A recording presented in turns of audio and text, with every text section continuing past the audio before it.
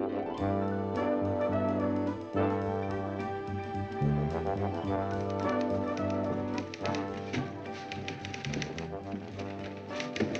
guys. Hey, Gordy. How are things in the world of sports? How would I know? I'm the weatherman. Oh, yes. Why do I keep thinking you're a sportscaster? Well, anyway, Barry thinks you're doing a great job, though. Barry? Our new station manager, the one we call Mr. Phelps. Keep up the good work, Gordy. Our audience sure loves that great sports stuff. Weather stuff.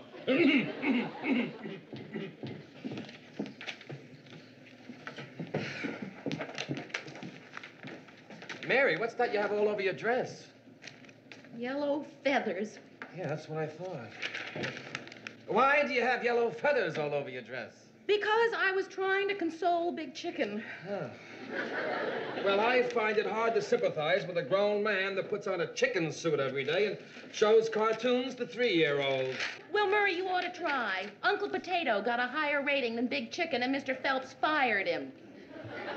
Gee, I'm sorry to hear that. I mean, he's really a nice guy. Who are you sorry about? Big Chicken? Mr. Phelps just fired him. Too bad. He was a great chicken. Oh, Lou. Lou. What is it, Ted? Just my whole life, my whole career, my life. Can it wait? Lou, they just fired Big Chicken. Since when have you ever been concerned about another human being? Well, this time I'm concerned. Big Chicken had a higher rating than I do. Quit worrying. Big Chicken had a higher rating than all of us, but I'm not worried. Well, why should you? They always blame the star. Besides, I don't think Barry likes me. Ted, he hasn't been here long enough not to like you. He's only been here a couple of weeks. Takes at least 3 weeks not to like you. I know. But he hasn't thanked me for my gift yet. You're still doing that, huh? Buying gifts for the new station managers. I'll never forget what you got the last one. $10. Well, he was a hard person to shop for. What'd you get Phelps that he didn't thank you for? An autographed copy of Winston Churchill's memoirs. You know, he was the Prime Minister of England. Yeah, I heard a rumor. Well, it's true. Where did you ever find a copy with Churchill's autograph? No, not Churchill's, mine. Barry, from Ted. Should have put my last name on it. Now he'll think it's Ted Martin of sales. Oh, what am I going to do, Lou? He's going to fire me. I just know he's going to fire me. I know it. Ted, calm down. Phelps doesn't own this station. Wild Jack Monroe owns this station. I've seen a dozen Phelps in that job since I've been here. I feel like J. Edgar Hoover watching presidents of the United States come and go. Now, if you're through, I've got a TV show to put on. Thanks, Lou. Newsroom. Just a moment, please.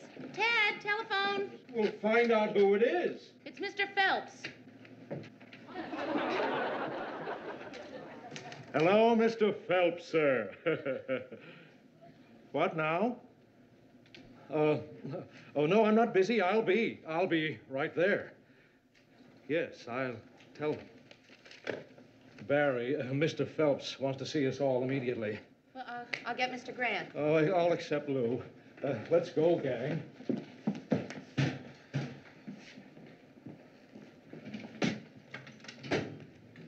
Where is everybody? They went to the bank. Where are you going? To the bank. Say hello to everybody for me.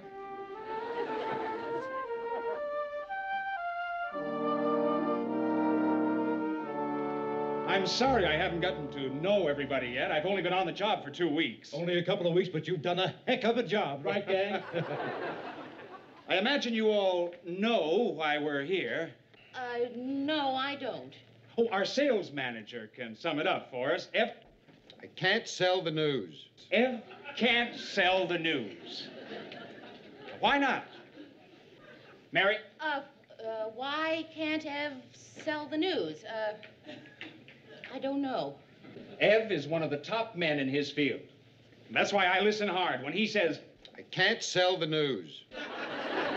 Barry, I've been giving the problem serious thought, and I can only say that my fan mail is up 28%. In other words, I feel the source of the situation may be behind the cameras. Gordy, we haven't heard from you yet. Oh, by the way, I must say you're doing crackerjack work handling sports. I'm the weatherman. Of course, you're the weatherman. Yeah.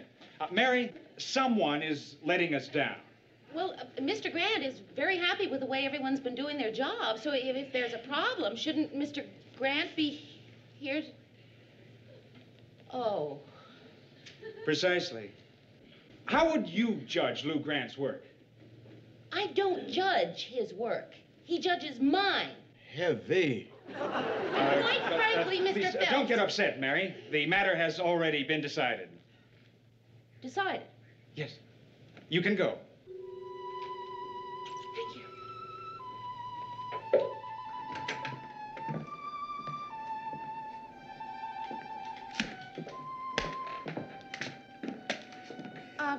I'm sorry it took so long. There was a long line at the bank. Mm-hmm. Yeah, here it comes now. More miserable lot I've never seen. Hey, everybody, come on. Let's all have a meeting. Now, there's been lots of rumors going around about people being fired. And I just want to tell you all now that not one of you is going to be fired. Hey, that was a pep talk.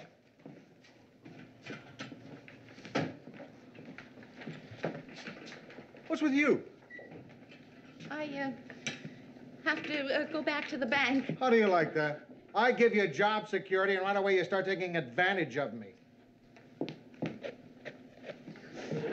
I was only kidding.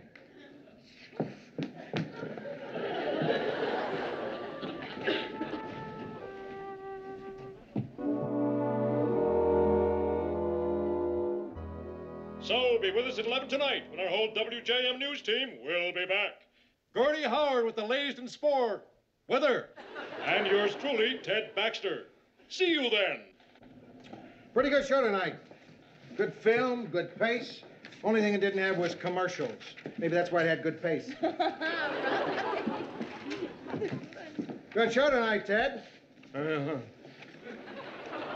Hey, listen, I've got some ideas for some new features for the show to give it a little pizzazz. Huh? Okay, we'll talk about it tomorrow.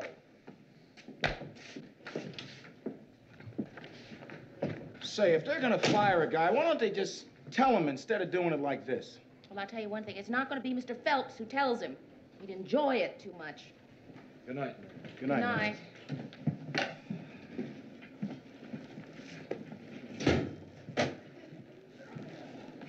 Mary, I can't take it anymore. I know what you're thinking, and I can't take it. I'm not thinking about you, Ted. All right, I did blame Lou for our low ratings. Maybe I am the main reason he's being fired, but that doesn't mean I don't love him. It was either him or me. Can't you understand that? Oh. Put him down for a physical. Mr. Grant, I'd like to talk to you. What's up? Well, it's a little awkward, but when I was at the bank today, I wasn't at the bank. I was in Mr. Phelps' office. Yeah? He sent for me. You don't work for him. If he's dissatisfied with your work, let him tell me about it. Mr. Grant, it's not my work that he's dissatisfied with. Oh. And that's what's been bugging you. Well, yeah. Aren't you? Yeah, not by a long shot. I figured I'd get the axe. You did? Yeah. I was worried for a while there that it wasn't going to be me. It's probably the best thing that ever happened to me. No, you're just saying that to make me feel better. Now, look. When you're in TV, changing jobs is a way of life. 10 years in one job is too long. I've been turning down offer after offer for years just because I was too lazy to move. All I have to do is just pick up the phone. Well, can I get somebody for you then? Would you mind waiting till they fire me, please? Would you? Okay. Okay. Get me Sid Winnick. Sid Winnick. Yes, sir.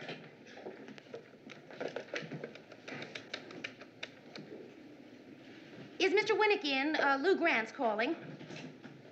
Thank you. Mr. Winnick's on too, Mr. Grant. Sid, about that job you've been pitching at me for 8.5 months, is it now? Yeah. Well, I'm suddenly available.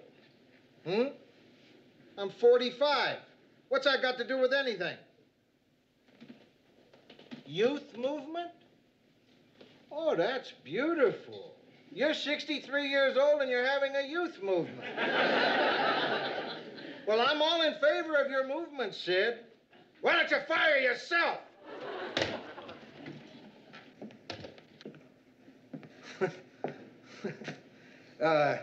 If I had known I was going to bomb, I would have shut the door. I'm sorry. A few months ago, they had to have me, but now... That's just one. I mean, you said you had lots of offers. I did. They were all from Sid. All right, look, Mr. Phelps isn't the last word around here. It's Wild Jack Monroe that owns this place. What about him? I never should have left that old newspaper. But it was those mergers that was driving me nuts. I got tired of telling people I worked for the Times, Globe, Herald, Journal, Chronicle. I still should have stayed there. You know, I got this job. I went into a saloon, got drunk, fell down, and met Wild Jack Monroe under a table. Where was that, in Hollywood? No, right here. Whoever heard of a cowboy from Minnesota? Guy made 300 grade B westerns, owns half the world, and lives on a ranch right outside Minneapolis. I think he raises snow. Why don't you go see him? Because I've got nothing to see him about, that's why. I'm not exactly a has-been. Hey. Associate producer, what do you think you're doing? I thought you'd like to talk.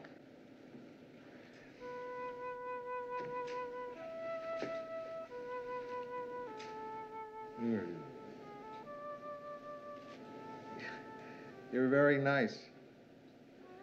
But what I really would like is to be alone. Okay?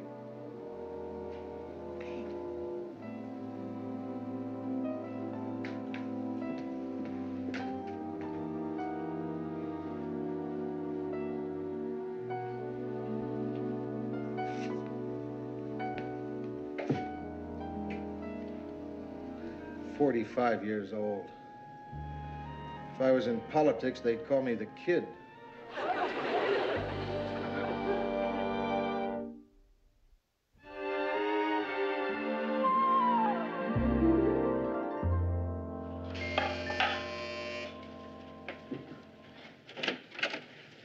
Did you get in touch with Gordy? Yeah, he's on his way. Did you get Ted? Well, I think so. I called him 3 or 4 times, and every time I mentioned that we were planning a strike, he hung up. Well, the strike is out. What? My union won't let me. They'll only let me strike for what they want. My union shop steward can't understand why I want to strike to save the job of someone in management. Okay, what about a very strong protest? Well, that's one idea. We'll discuss it when the others get here. Would you like an hors d'oeuvre? Oh, Mary, you weren't supposed to serve anything. There wasn't any trouble. Well, this is supposed to be a strike meeting. I hate to tell you this, but when the Teamsters have a strike meeting, they only serve cold hors d'oeuvres. Hi, Gordy. Hi, Mary. I think Ted will be here in a minute. What do you mean you think? Well, when I was parking my car outside, I saw him circling the block. He's probably afraid he's being followed. Yeah. You know, Ted doesn't exactly take it too lightly when he thinks someone's going to speak out against management. By the way, I can't strike. What, your union, too? My wife. She just told me we're going to have another baby. Oh, Gordy, congratulations. That's marvelous. What are you hoping for, a boy or a girl? Well, we got a girl, so I hope it's a boy. Oh, yeah. Hors d'oeuvres, babies. This isn't a protest meeting, it's a party. Thank heavens, I thought we were having a protest meeting. Well, look who dropped in. What'd you do, get tired of driving around the block? You saw me coming, huh? I wonder if anyone else did. Ted? I mean, someone from the other side. Your other side, not mine. I'm not taking part in this. Ted, will you please come in and relax? No one saw you come in here, but we need you. I never thought I'd say this, but you're the strongest weapon we've got. Well, we just lost. I know. You think I'm afraid to join in with you, don't you? You bet. Well, I'm here, aren't I? And I made a decision to come here and listen to your arguments. And if they're strong enough, I'll stand with you 100%. Okay, all right. Lou Grant is the best news director our station has ever had, and he is about to be fired by a man who knows absolutely nothing about news. That's right. Plus the fact that every one of us in this room owes him so much, we couldn't ever repay him. You're right, Mary. Add to that the fact that when some of us thought that our jobs were in jeopardy, it was Lou Grant who was the first to put his job on the line for us. That's Right the on. truth. I'm afraid you're going to have to do better than that. The only way we're going to get him on our side is to convince him there's more money in this. I just don't like this strike business. We aren't going to strike, Ted. We're not? No, we're just thinking about presenting Phelps with some kind of petition. What good is a petition with 3 names on it? Yeah, but we're 4. No, you're 3. I vote we throw him out. Oh, now wait a minute, Murray. Maybe Ted has some ideas on this. Ted, if you were about to lose your job... No, I'm not about to lose my job. I know. But if you were, what would you do? You mean if Phelps were about to fire me? I'd see the man who owns the station, Wild Jack Monroe. You know, that's not a bad idea. Maybe Lou should go see him. No, Mr. Grant would never beg. Well, you see, now, that's exactly what I mean. How can you help a man who refuses to beg? What if all of us went to see him? Are you kidding? With a name like that, he must really be a weirdo. Murray, all cowboys have names like that. He was just Jack Monroe in the movies. He got the wild just for being himself. Look, Mary, I think a girl should go see him. Why? Because the guys don't want him. All right, okay, I will go see Wild Jack Monroe. Terrific. I'm glad that's cleared up. Gordy, how weird is he? He is weird. Hey, I got one there. Hey, another one bit the dust. Hi, old friend. Mr. Monroe, listen, I came to see you about Lou Grant. Lou Grant. Well, he said that you personally hired him to be the news director at WJM. Oh, yeah, my station here in town. Well, Mr. Phelps is going to fire him. Oh, Slim Phelps, my new station manager. He's going to fire him, huh? Yes, sir. What's the matter? Is he one of them radicals? Mr. Grant? Oh, no, I'm always kidding him about being too conservative. Young lady, there ain't no such a thing as being too conservative. I said I was kidding. You know, that's one thing. You can't be too careful these days. What with them long-haired hippies are running around with them wild clothes on, why, I can't... Oh, I'm okay. I'm a cowboy. I think I need a shot of Who Hit John. So they're firing him, huh? How old is this here, Grant feller? He's 45. Amazing. 45. You know, it's on my 45th birthday that the studio called me in and told me I was through. That's when I found out. You know that building that they fired me in? I owned it. You didn't know that? No, you see, I had this here accountant feller, and unbeknownst to me, why, he'd been investing my money for me. You name it, I owned it, lock, stock, and barrel, thanks to good old Slim Schwartz. That would be your accountant. Yeah, and I thought I was washed up. And you weren't, and neither is Lou Grant. That's why I came to see you. Well, I make it a point not to butt into the way my businesses is handled, but let me just kind of twist it around in my mind a while. I'll be a-getting back to you, Miss, Richards. Well, I'll be a-seeing you, Slim. Okay.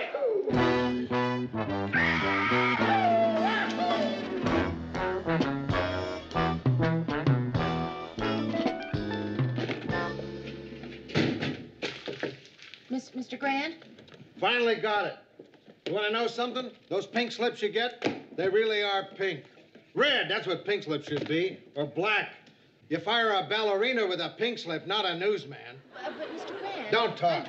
You start talking, pretty soon you'll be trying to organize a farewell party with punch and cupcakes. And everybody will chip in and buy me a shaving kit for a going-away present. And there'll be a secretary there who'll come over to me and she'll do this. Not for me. Mr. Grant, look, what I'm trying to tell you is you might not have to leave. I went to see Wild Jack Monroe. I do not remember asking you for any help. Here's the last order I can give you, Mary. Lay off. I don't want to lay off. Lou, I just wanted to give you this little token of my... It's a shaving kit. Thanks. Oh, yeah, I'm getting out of here.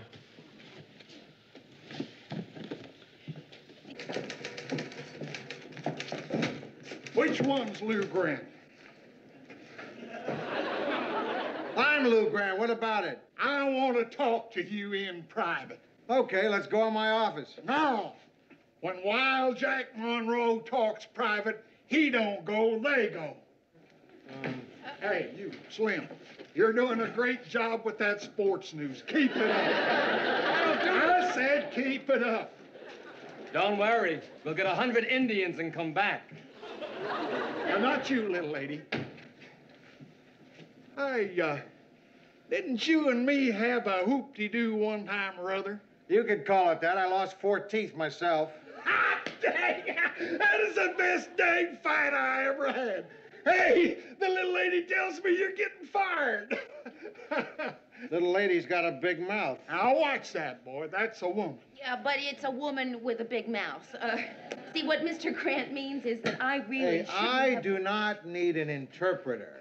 And I don't need any favors from you. I don't want this job. I'll work someplace else. Hey, I got a TV station in Boise, Idaho. Keep talking. You got the job. Hey, what? I got a shaving kit and a job in Boise, Idaho. I sure foxed you that time. I already got me a TV news director in Boise, Idaho. So I'll have to transfer you to in there. Hey, come on out to the ranch house sometime. We'll open up a keg of nails. Welcome back. I suppose you feel like Mary Poppins or something? Well, no, actually, I'm a little disappointed. I thought I was next in line for your job. What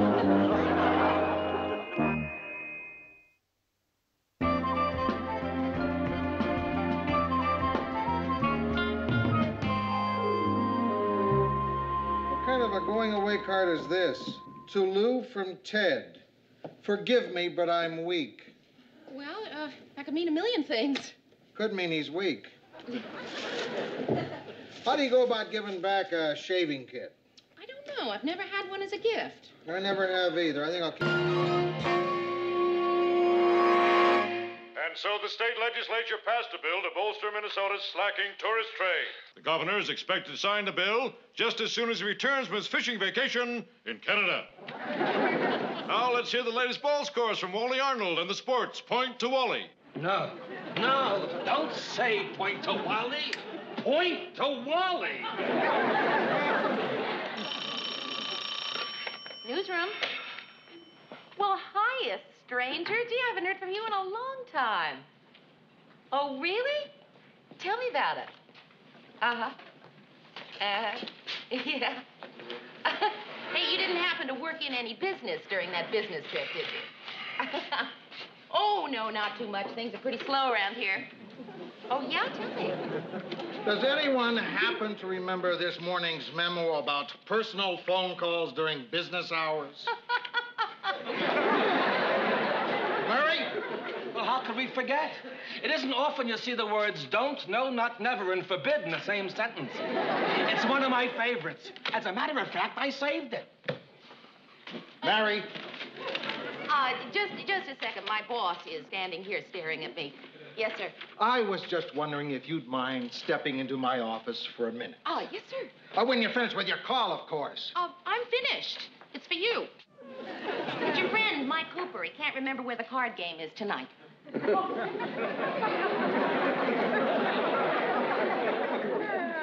I better take that in my office. Oh, he'll be right with you. Bye-bye. Hey, Murray. Happen to know Mr. Cooper? No, I never met him. What's he like? Well, I don't know.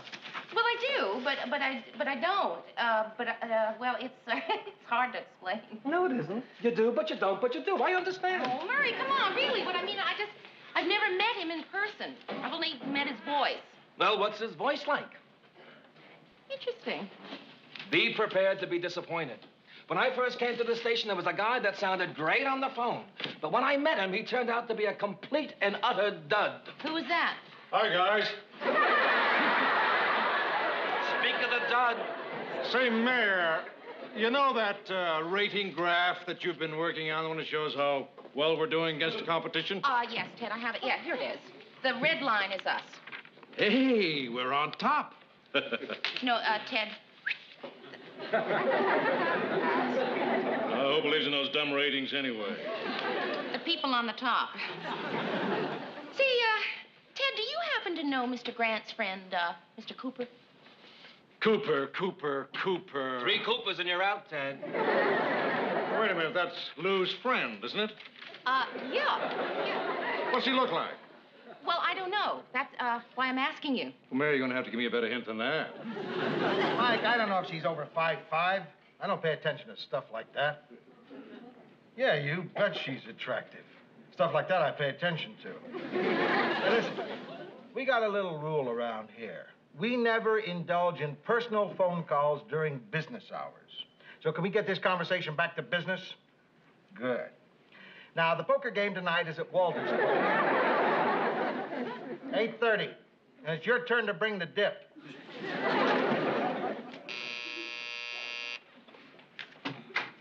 Yes, sir. There was something I wanted to see you about. What was it? That I shouldn't make, personal phone calls. Oh, yeah, that's right. Was there something else I wanted to see you about? Well, no. Yes. I was curious. Mike Cooper.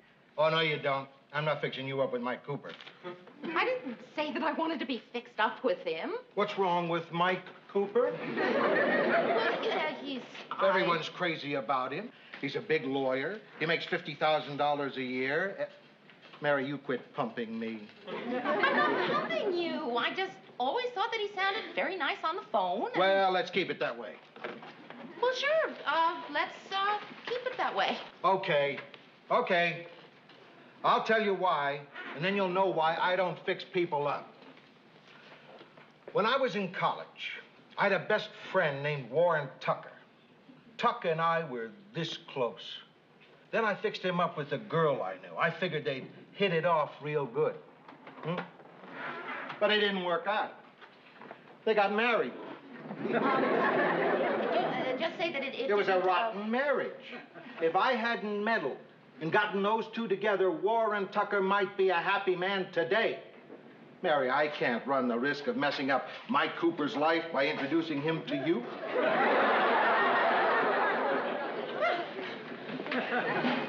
Thanks a lot.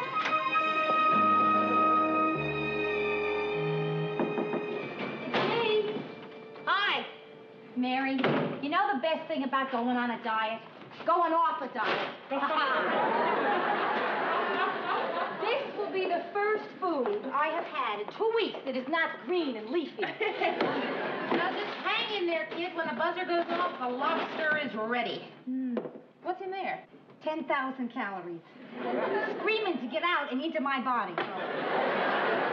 There has got to be a better way to celebrate losing weight than stuffing yourself. There's the lobster. Boy, he really wants to get out of there, doesn't he? You answer the lobster, and I'll answer the door. Mr. Grant. Hi, Mary. Come in. I hope I'm not getting you in the middle of dinner or anything. No. Dinner is served. Well, not in the middle of it. Rhoda, you know Mr. Grant. Oh, sure. Hiya, Lou. Would you like something to eat? Yeah, that'd be nice. Got any scotch?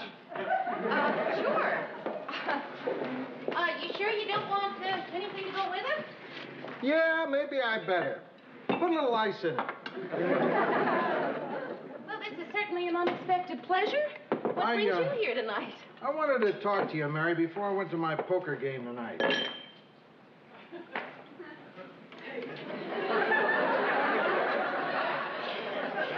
What are you doing?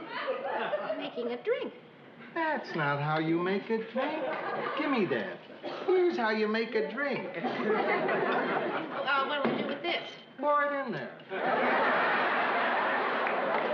Now you've got it. Well, Mr. Grant. Mary, I started thinking on the way to my card game tonight.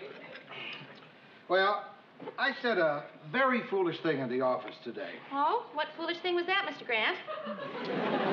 I was bullheaded, selfish, insensitive. You know how I am. Oh, yes. Mary, I'm going to break my rule for you. Which rule? My not fixing people up with Mike Cooper rule. Who's Mike Cooper? Mike Cooper is probably the most eligible bachelor in the Twin Cities. He's a big lawyer, he's available, and Mary's had her eye on him for a long time, and that's why I'm going to break my rule. Mr. Grant, you don't have to break your rule. Hey, I didn't do all this thinking and come all the way over here to break my rule just so you can tell me not to break my rule. I came here to break my rule, and I'm going to break my rule. Look, both you and Mike are a couple of my favorite people. And, it just feels right. Like me being single. Look, you, me, and Mike will have lunch together tomorrow just to get acquainted, okay? Okay. Thanks for the meal. Don't get up. Bye-bye, girls. Goodbye, Mr. Grant. So long, Lou. Mary, tomorrow wear your purple dress. My purple dress? Why? You know. Don't you think it's a little, Right. Mary Cooper. Oh, come on, Rhoda. Just another blind date. Probably nothing will come of it. Really? Rhoda Cooper.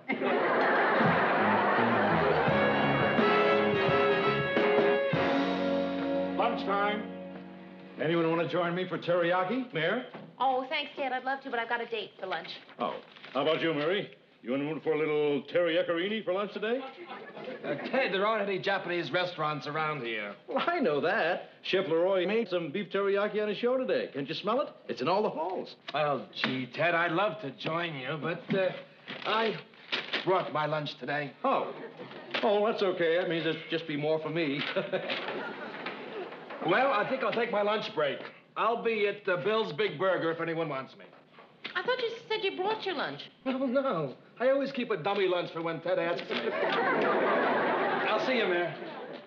What's that big stink in the hall? Beef teriyaki. Chef Leroy cooked it on his show today. Boy, that Leroy.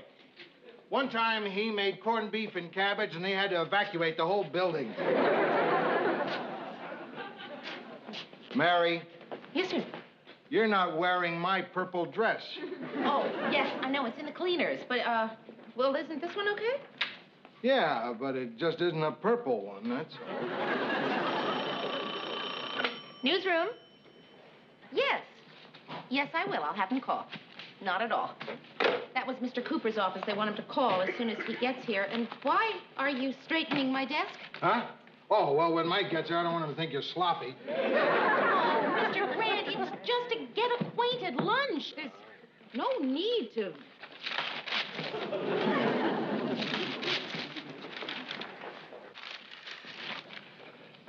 Oh. Mike! Fine drink, would you? Huh? Here she is. Mary Richards. Mary, this is Mike Cooper. Mike Cooper, this is Mary Richards. Hi. Hi. Oh, Mr. Cooper, your office called. They'd like you to call them right away. You can use my phone. Right in here, Mike. Right in here, pal. Well, how do you like him so far? Well, he's very... Oh, you darn right he is. And by the way, Mary, you call him Mr. Cooper.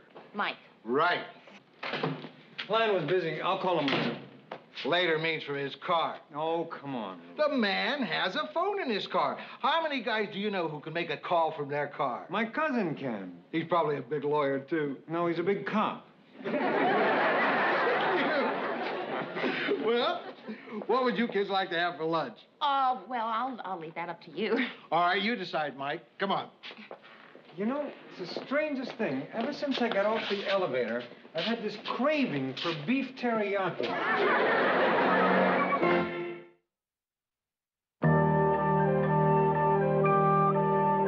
I think I'll have the tempura luncheon. Good. I'll have the sukiyaki. Okay, Ohio gozaimasu. Ryoriten wa taihen, kirei... What? I'll have beef teriyaki. Your English is much better. Thank you. I was trying to impress you. How am I doing? Sounded very good to me. Halfway through, I realized I'd never be able to order the whole meal in Japanese, but it was too late to turn back. What a guy. Gee, this is a fun place to eat.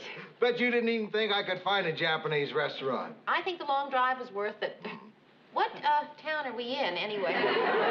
Yokohama.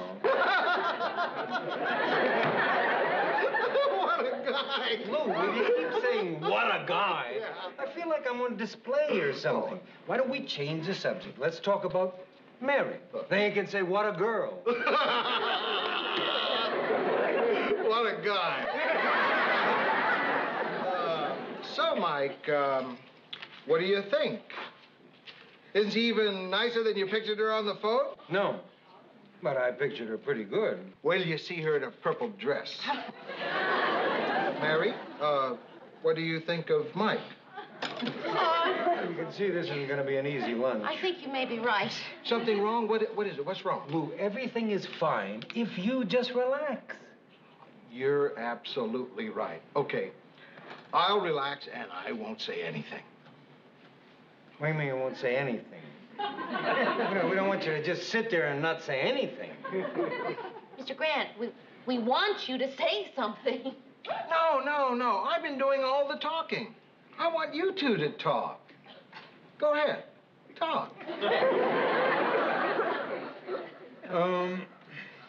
So, Mike, you're a lawyer. That must be fascinating. Yeah, it really is. I love it.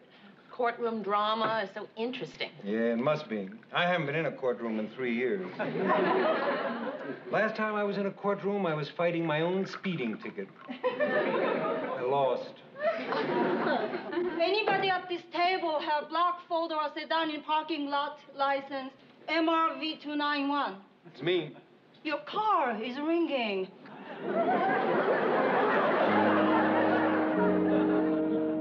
So what time is Mike picking you up? Oh, I don't know, about 10 minutes, I guess. Mary, I'm depressed because I don't have a date. You're depressed because you do. Is there any hope for us? I'm not really depressed. I'm just not really excited. Oh, it's one of those, huh? Yeah, and it's really too bad. You know, he's such a nice guy. He's charming, he's witty. It's just, there's nothing between us. Not even a wall, huh? Nothing. And the worst part of it is that all day long at the office, Mr. Grant is giving me little winks and smiles like he knows something's happening. And the only thing that's happening is nothing's happening. I think your problem is Mr. Grant.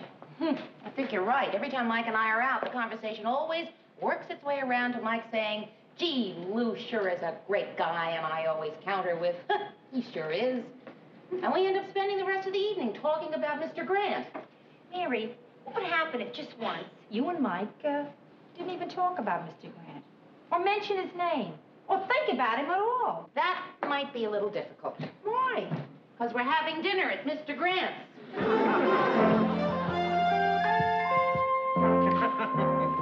Lou sure is a great guy, isn't he? Oh, he sure is. Would you like a cup of coffee?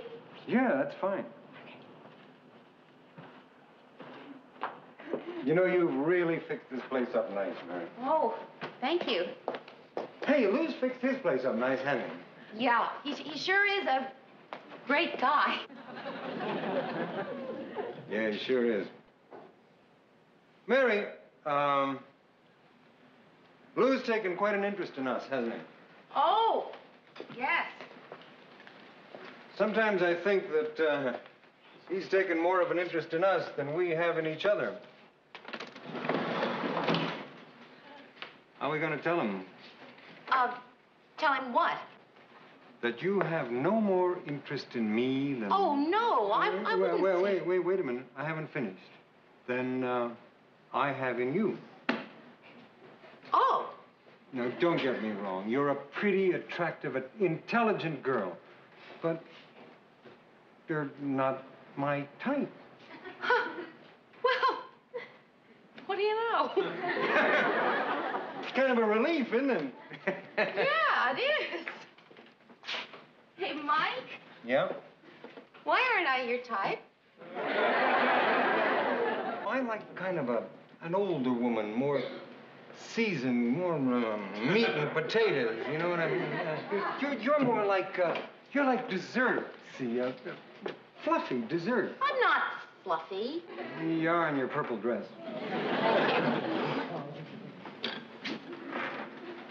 Hey, you know, this is the longest conversation we've had since I've known you where we didn't mention Lou Grant. Yeah, you sure? Sure is. Sure is. Mary, we've got two options. We are going to have to tell him as soon as possible that we are not interested in each other, or we're going to have to get married just to keep from hurting his feelings. Boy, it's going to be really hard to tell him. I think the earlier we do it, the easier it'll be. Oh, yeah, it has to be right away. How about, first thing tomorrow morning? Perfect. I can't be there. I have to go to court. I thought you said you never went to court. Got another speeding ticket. Morning, Murray. Morning, Mayor. Mr. Grant in yet? No, I can tell because my feet are up on my desk. Good morning. Now he's in. Get home okay? Yes. Good. Mr. Grant. Huh? Could I see you for a minute? Sure. Well, no, in there. Sure. You know, Mary, Edie thought you and Mike looked perfect together. And believe me, she knows. She knows. Hey, what are you two doing tonight? Nothing. Good. Why don't the two of you join The us? reason we're doing nothing is that Mr. Cooper and I... Mike! No, Mr. Cooper. You aren't having your first fight, are you? No, Mr. Grant, it's nothing as serious as all that. Good. We're just not seeing each other anymore. What?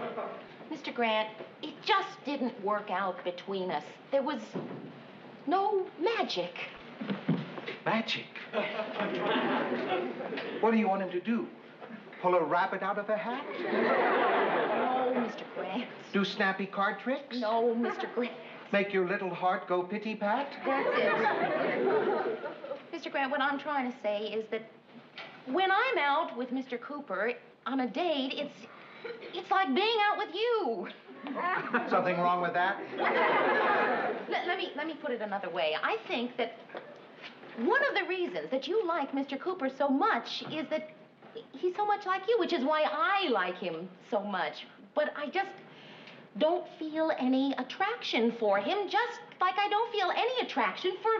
let me put that another way. Now, you put it enough ways. Mary, you don't seem to understand. I don't do this. I broke the rule for you. I went out on a limb for you two.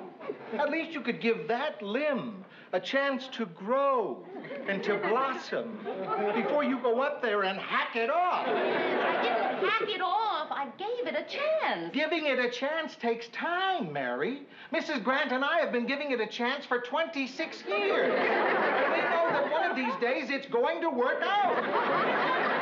I wouldn't get so excited. Of course I'm excited. You just said my best friend isn't good enough for you. You don't seem to understand. He doesn't care much for me either. What? He says I'm not his type. Ah, what does he know? Get him on the phone. Get him. Oh, hello. I said on the phone. No, you had to be in court. I pleaded guilty. It's quicker. Well, did Mary... you took it bad. Hmm? Just tell me one thing. What's wrong with her? Just one thing. She's too fat, Lou. Huh? Lou, look, we appreciate your concern, but take my word for it. As a friend and a lawyer, it just didn't work out. Was it something I did? Oh, no, Mr. Grant, you did everything you could. More. I did too much, didn't I? It's my fault. Lou, will you stop whipping yourself? It's over. It's all over.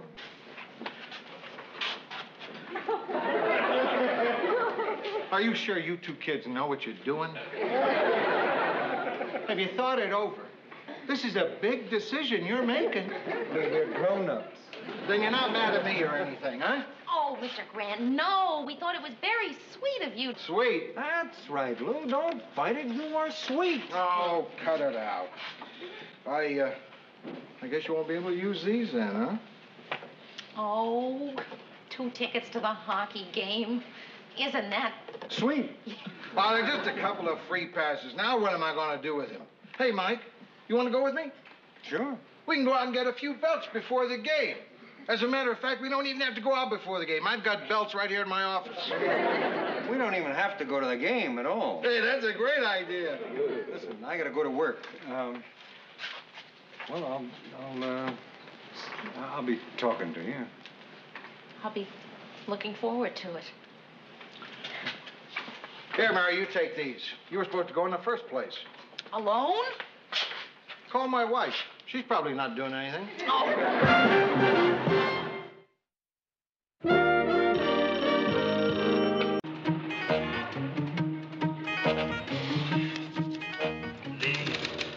Coldest November 21st in Twin Cities history. And the air conditioning is on. Well, the heat was on for a week in August. It evens out. Mary, will you check the previous low in Gordy's weather book for me, please? Yeah. The coldest November 21st in Twin Cities history. The previous low.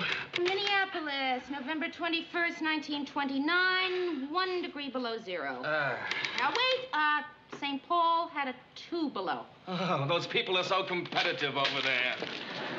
Hey, Gordy, what's your latest temperature reading? 20 minutes ago, it was up 2 degrees. Well, what does that make it now? 101. I've been running a fever all day. Well, that's one way of keeping warm. And that's another way. Mr. Grant, how'd the staff meeting go? Uh-huh. They wouldn't let me have my helicopter. Your helicopter? Yeah. They turned down my request for a helicopter with a live TV camera in it.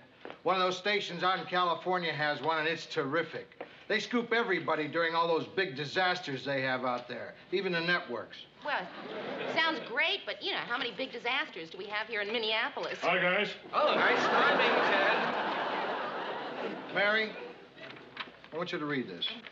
To all personnel subject to vacations.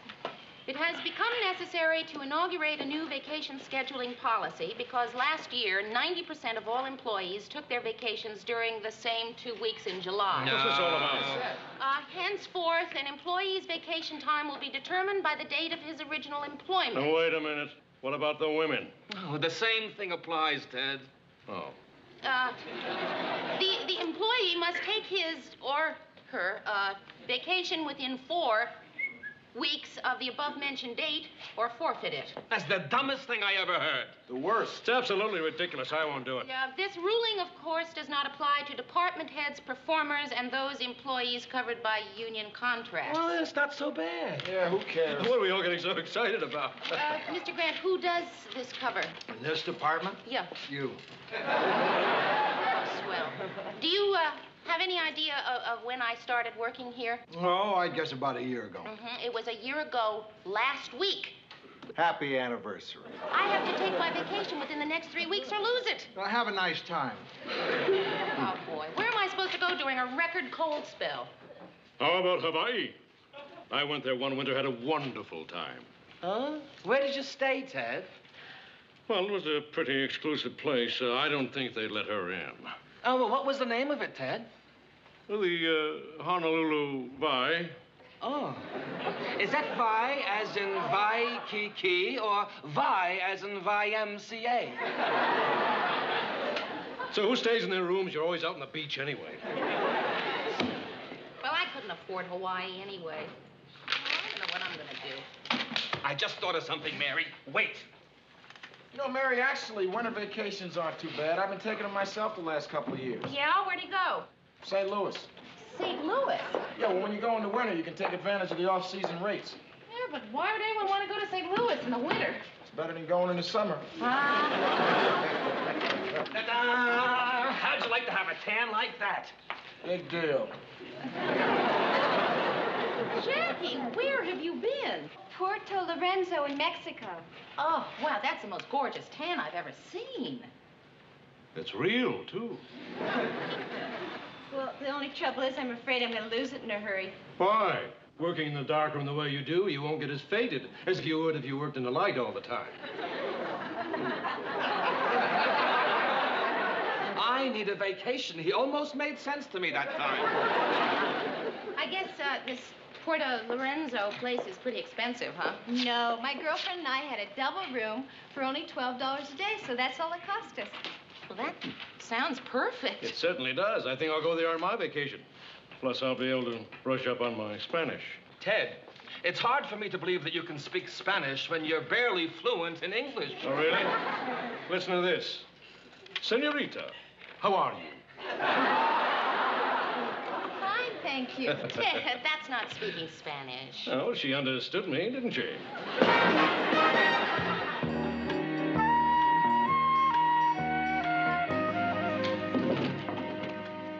Hi, kid. Hi.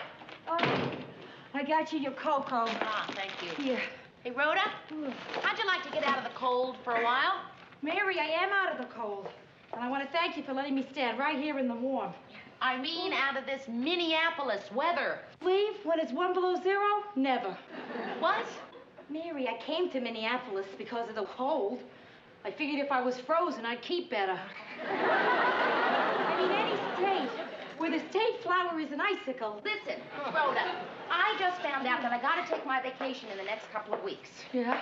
I always take my vacations in the winter. Less competition at the beaches. Yeah. Well, there's this girl at the station who just got back from a place where even in the middle of winter, the beaches are warm and sunny, and there are palm trees, and the people there speak hardly any English at all. It's called Miami Beach. Does this look like Miami Beach? Yeah, I remember her. She's the lady that played cards with my mother by the pool. Rhoda, that happens to be an Aztec sun god. You put stretch pants and wedgies on her, and you got the lady.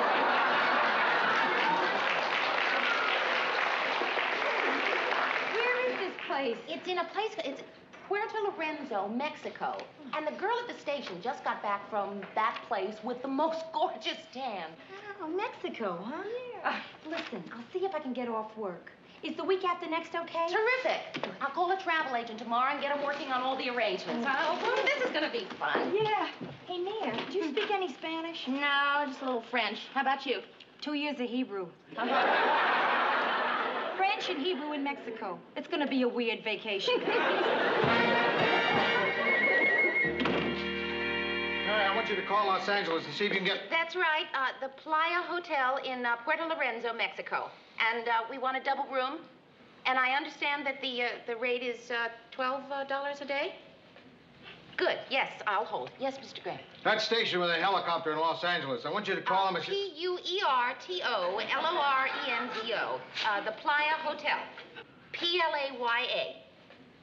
Thank you. He's looking it up. Wonderful. WONDERFUL. But I'll get Los Angeles for you. No, not for you. For my birth certificate from my visitor's visa. Gee, I don't know where mine is. Well, look, while I try and locate it, why don't you go ahead and work on getting the reservations? Okay, bye. You calling Los Angeles for me? My mother. I don't want to talk to her. Well, I'll just be hello, Mom. Hi, Mary. Fine, thank you. My mother. Of course. And you? Good.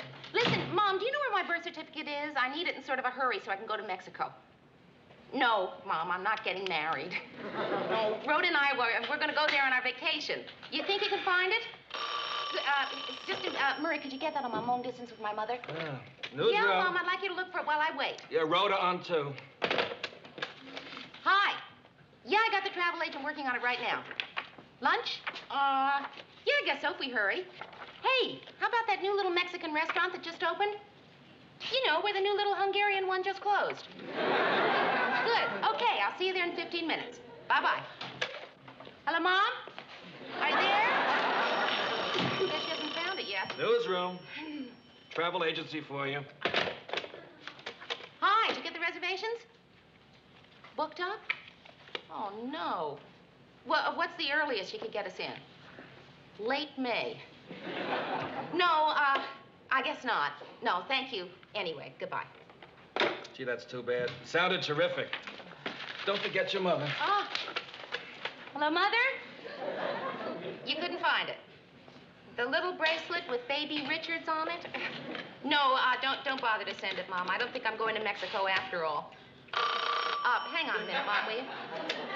Newsroom. Hello, Mary?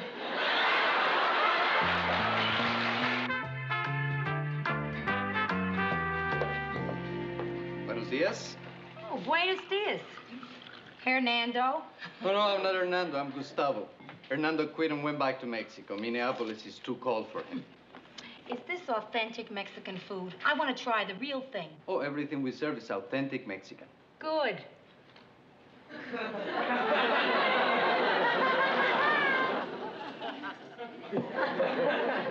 Do you own this place?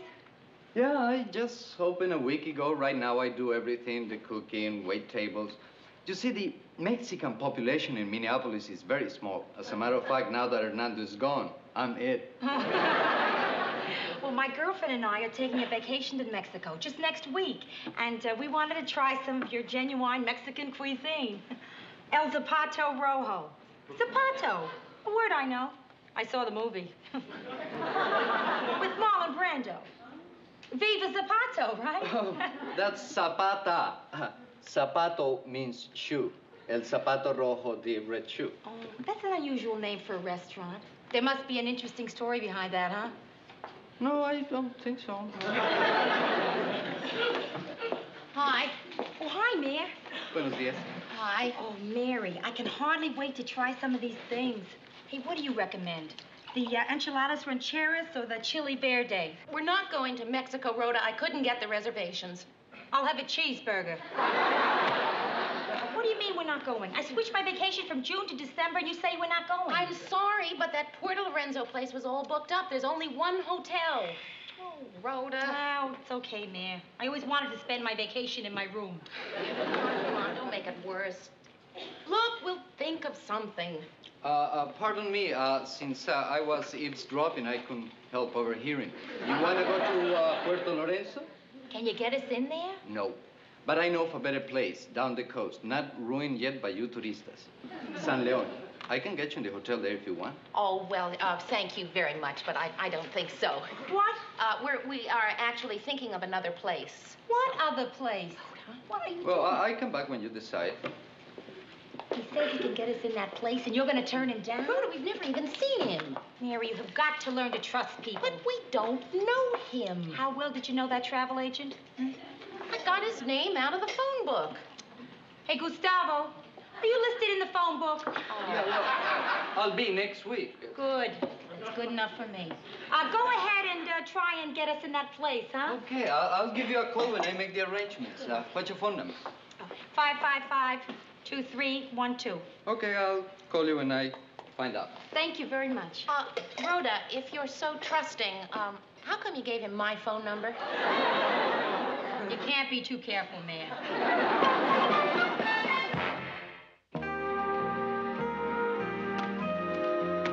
Hey, Mayor, listen to this one. White coral sands kissed by the warm, tangy surf. Balmy breezes gently waft blue and velvet nights. All this can be yours for only... Gee, you'd think we would have heard from Gustavo by now, wouldn't you? Caribbean cruises for swinging singles. Cruises leaving Nassau, 20 Caribbean islands, all meals included, $100. Perfect. A day. Well, just keep looking. You're the one who turned me on to this vacation in the sun. You and your friend, Gustavo. Oh, he was just trying to impress you, Mary. Don't you know that? When he finally gets around to calling, he'll probably say, I'm sorry I couldn't get the reservations, but how would you like to go out sometime? Hello?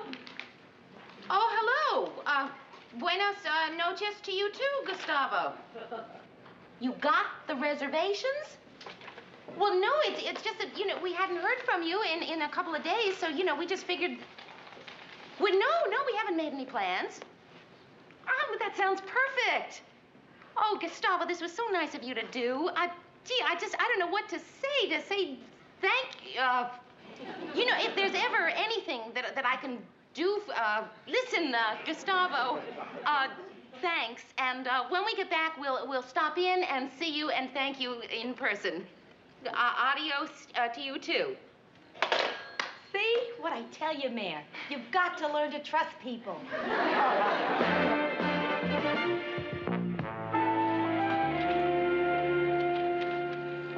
Say, Mayor, would you tell the caterer to get here about 12:45? The caterer? Oh, you mean the... That's right, the caterer. At 12:45. Yes, I'll call him.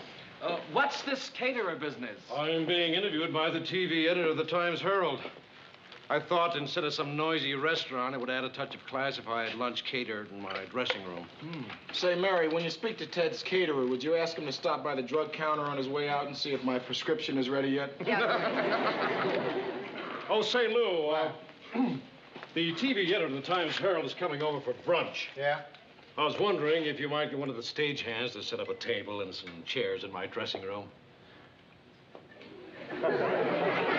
Sure, Ted. And maybe I could put on a white coat and pretend I'm your houseboy. You're kidding, aren't you? What do you think? I don't know. With you, it's so hard to tell. Oh, Mr. Grant, since I'm going to be gone all next week, I've organized everything that I'd ordinarily be doing. I've got the program logs for the week here, and you can see over in this column are the commercial billings. Mary. The timings. I don't have to be told how to read a program log. Do you remember who taught you to read a program log when you first started on this job? Yes, Murray. That's because I told him to. Who do you think taught Murray to read a program log correctly? Actually, Mary did. The way you showed me was wrong, Lou. I'll just go check on Ted's table. Thanks, Mayor. Excuse me. Is Miss Richards here? Yes, she'll be right back. I'll take that, fella. Let's... No, this is for Miss Richards. No, it isn't. It's for me. That's not for you. Give me that. Just blew your tip, fella. Yeah, a whole dime right down the drain. Say, Ted, I don't think that's for you. What do you mean? But when is the last time you saw a boxed lunch gift wrap?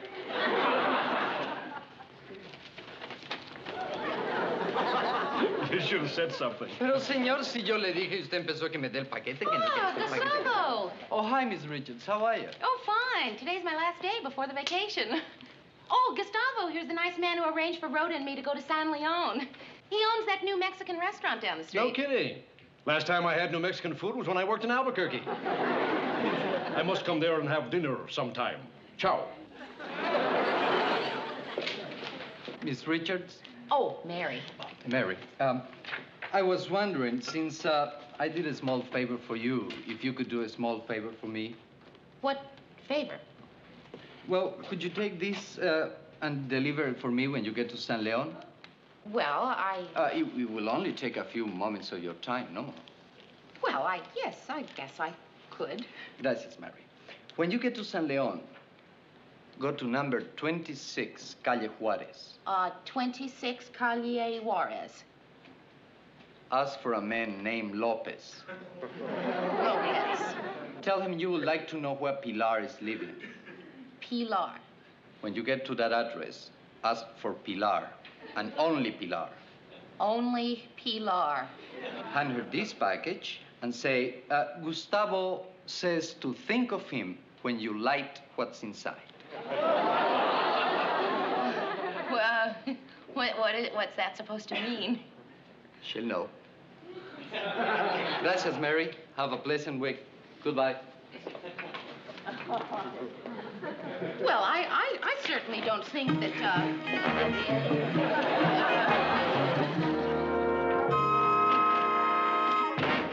Okay, where is it? there. So let's open it. Rhoda, we can't open it. Why not? Because it's somebody's private package. It's Mary, private. if they open this at customs and find you know what in there, what then? Rhoda, they don't take that kind of stuff into Mexico. Maybe they're running out. I'm gonna open it. But Rhoda, Gustavo just wouldn't ask us to do anything illegal. Mary, you have got to stop trusting people. They're gonna know we opened it. I'm very good at this. All my life.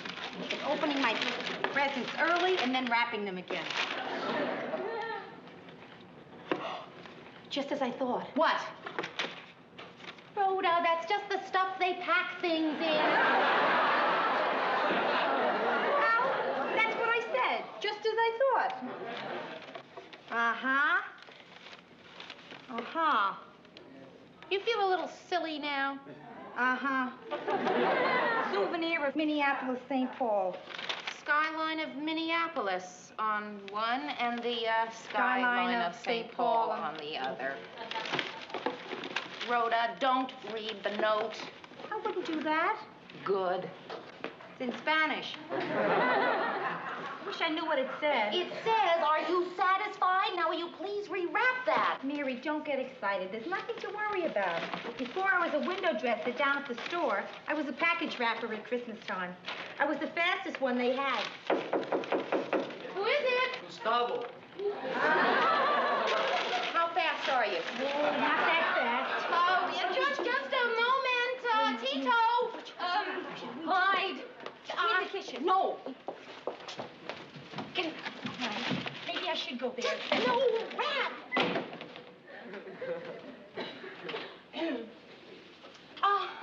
Well, Gustavo.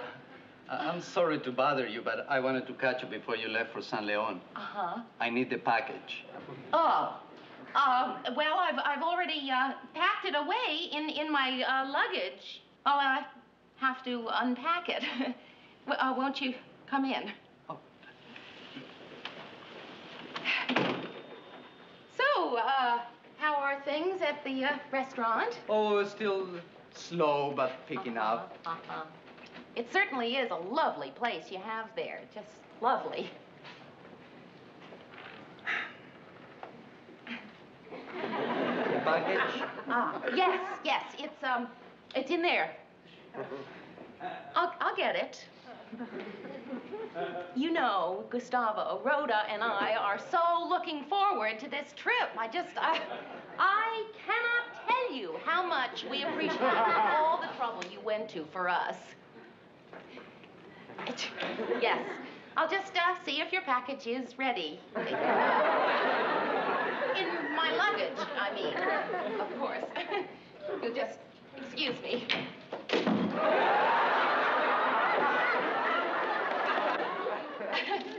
Luckily, it was right on top. Oh, Gustavo, I'm so embarrassed. I opened it. No, I opened it. Hi, Gustavo. It's just that I thought that there might be something... Illegal. Oh, no, not illegal. Illegal, nothing. No. It doesn't make any difference. Now, you don't have to deliver it. This isn't going to affect our reservations, is it? Oh, no. Listen, Gustavo, we really don't mind taking it. This was going to be a gift for, como se dice, fiancé? That's right, fiancé. She's getting married. To you? No. Not you. I came to Minneapolis to start my business and then send for Pilar. But today I got a letter from my brother saying that Pilar cannot wait. Oh, Gustavo. Oh, it's all right. At least she's marrying a nice guy. Boy, you sure don't hold a grudge. How can I? He's my brother. Hey, wait a minute. I think I'm gonna send the package anyway. If you don't mind. No, not at all. I'm just gonna change the card. Dear Pilar, the two American girls who are delivering this wedding gift are my new American girlfriends. Eat out your heart.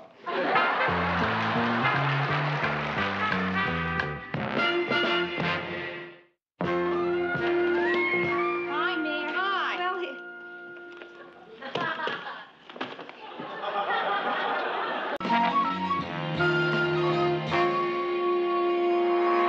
And that's the local picture. And on to the international scene. An archaeological expedition in West Germany has discovered a secret cache of weapons, which seems to have been buried since World War. One many weapons still... Oh, wait a minute. That's World War I. Many weapons. Oh, what a shame. Just a few more minutes, he would have gotten through the whole show without a mistake. Newsroom. Oh, hi, Marie. What? Look, calm down, honey. What's the matter? I don't know. Marie, now just say it slowly. What is it? She thinks the hot water heater's busted. What? Oh, no, honey, I can't. You can't what? Well, she wants me to rush right home. Well, Marie, why can't you? Look, there's only a few more minutes to go on the show. I'll cover for you. I'm on my way, honey. Mary's gonna cover for me. Hey, thanks, Mary. I'll cover for you anytime you want. Now, you sure you know what to do? Yes, I'm sure. If a bulletin comes in over the teletype, just type it up and get it into the studio. No. Murray, don't worry. If anything comes over the wire, I can handle it. We could go on. All you have to do is take it off the machine, type it up, and get it into Ted. That's all.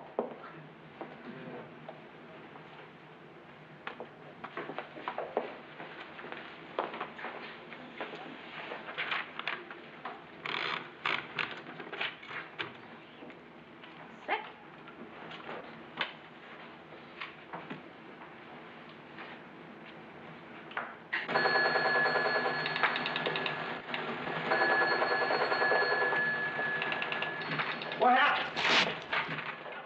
Well, Murray's hot water heater broke, so I'm covering for him. So, what's the story? Well, there's a fire that's threatening a munitions plant on the outskirts of town. Wow, I didn't know that there was a munitions plant on the outskirts of town, did you? Mary! Yes, I know. I've got to type this up really fast and whip it into Ted before he goes off the air. Don't worry, Mr. Grant, I'll have it in just a second. Now, let's see.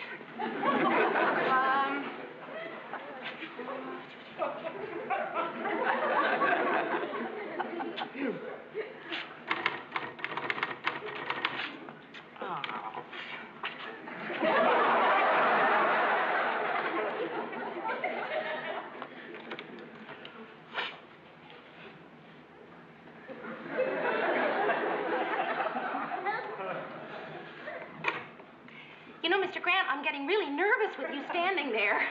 Yeah, so am I. Look, I'll do it. Can't let you do everything around here.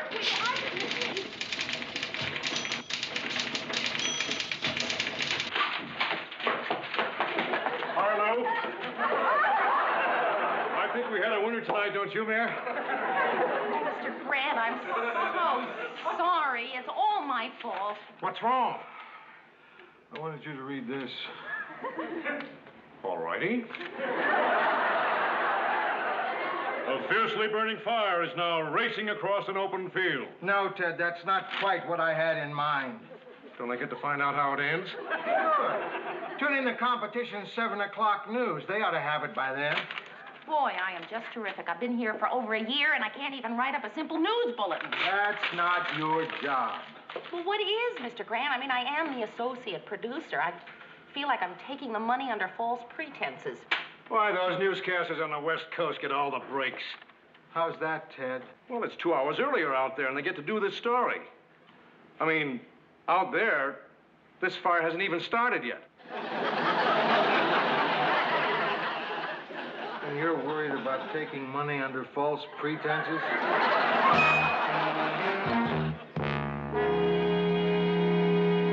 Well, you should have seen the look on Mr. Grant's face. If it had been anybody else but me, they would have been fired right then and there. Don't be silly. You do a great job. And besides, they love you there. Oh, sure, but why? Because I'm fun or something. Sometimes I get the feeling that I'm making it on my personality instead of my ability. That's a problem I've never had. Beat you to it, didn't I? I don't think Mary's making it on her personality. I mean, Mary. You have certain abilities. The trick is to work on improving them. You know, believe it or not, I too once had a feeling of inadequacy. We're not going to hear about your honeymoon again, are we? I was about to suggest that you take a course, a journalism course. Wait, I'll get you my college catalogs. Oh, well, no, don't go all the way downstairs, Phil. Some other time. You carry college catalogs in your purse? Well, you never know when you might need to take a course. Adult education extension courses. You know, this might not be such a bad idea. It is a wonderful idea. Do you see anything that appeals to you? Well, yeah, television journalism. Emphasis on writing for the medium, introductory and advanced. Let's take introductory. Let's take? Yeah, I'm going to take the course, too. What for? Because, Mary, you are a golden person. Oh, what? Next time your fairy godmother comes to visit, when she swoops down on you, I want to be sure I'm right there at your side. That way, when she waves her magic wand, some of the old gold dust will sprinkle down on me. Oh. Well, listen, I don't feel I have been that sprinkled on lately, but if you want to come and take the course, fine. It's coincidental that you should make that analogy, Rhoda. I often think of my life with Lars as a kind of fairy tale. Really, Phil? Which one of the 7 dwarfs do you see him as?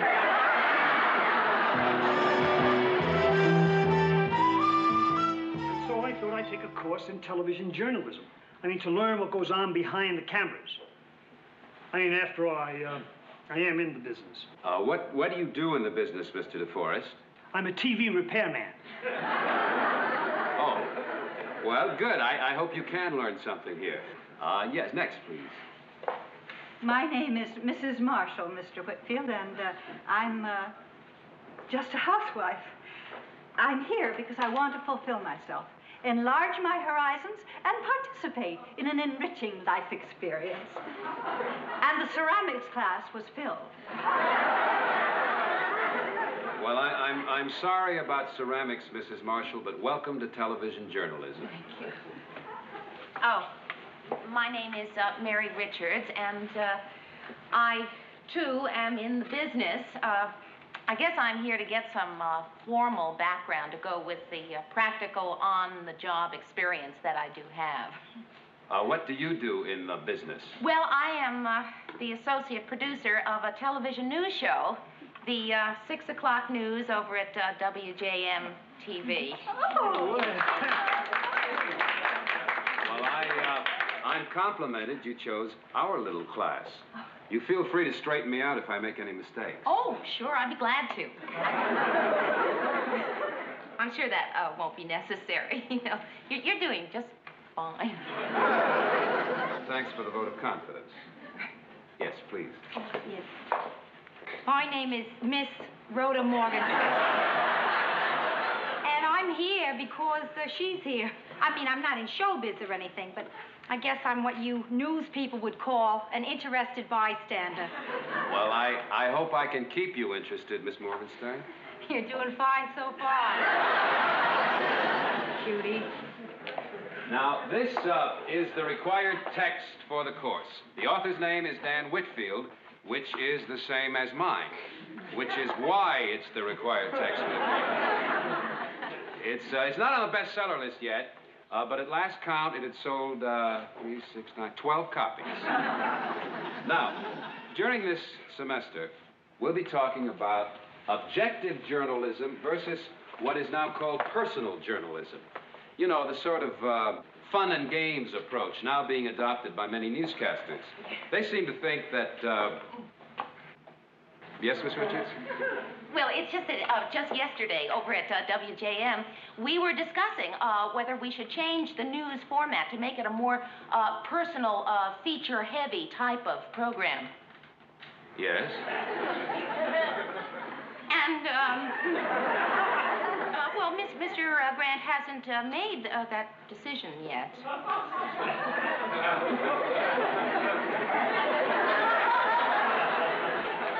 Well, you keep us posted. Another topic we'll be covering will be the influence on the culture by the media. Should they lead or simply reflect the culture? That's a question a lot of people are... Yes, Miss Richards? Well, it's just that it is so very pertinent to the everyday decisions that we make at the station. But don't you think there's really too much bad news on TV? No, not really. I mean, we have to report the news as it is, not as we would like it to be. I mean, we can't just select what is good and then leave out the rest. We wouldn't be doing our jobs. Well, she asked me. I asked him. And those are the fundamentals of any news story. Oh, I see our time is over for tonight. So, unless Miss Richards has something to add. No. I'll see you all next week. Miss Richards, I'd like to see you after class, please. You don't mind if I wait out in the hall, do you? I'd hate to let friendship stand in the way of my grade.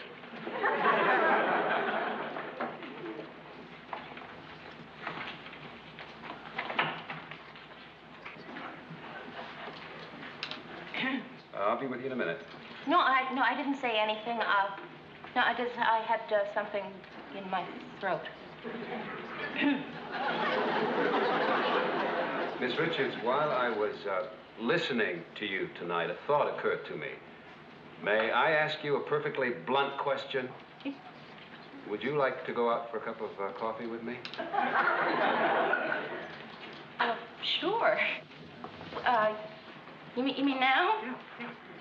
I have to turn this at the office. I'll be right back. Okay.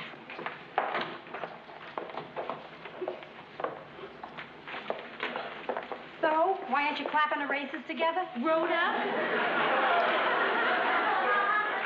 You will not believe it. You're out of the class, huh? He wants me to go have coffee with him. I knew it. The fairy godmother zooms in, sprinkles you all off. Where am I out in the hall?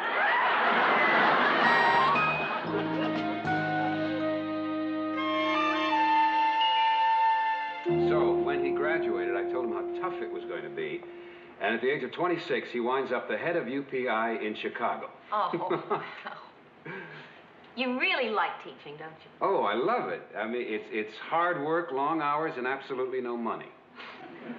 No, I do love it. I mean, how else would I have met you? Well, in a newsroom, for one place. Had you ever thought of working in one? Yeah, I thought about it so much, I even did it for a while. I really hated it. I guess I'm just the academic type. Well, I like the academic type. I like your patches. I'll let you in on a little secret. They're not for style. They cover holes. Oh. Hey, you know it's after 1? Is it really? Yeah, I may teach night school, but you've got a day job. Yeah, at WJM. I heard, yeah. Oh. Listen, Dan, I promise I won't talk so much in class anymore. Now, okay? please, don't not talk. Your enthusiasm was great. It's good for the class, really. Hey, does it bother you that I'm in your class and we're going out? No. And that was the president making that statement this morning. I've just been handed a bulletin. You have something on your front tooth.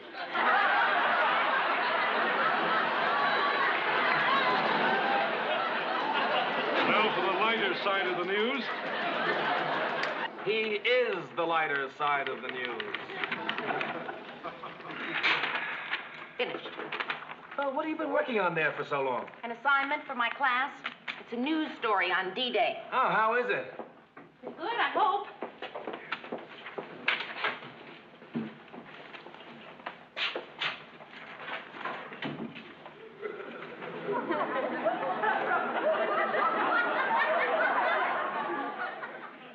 Reading this bulletin, American forces in the most tightly kept secret in military history just launched a pre-dawn invasion. Hello?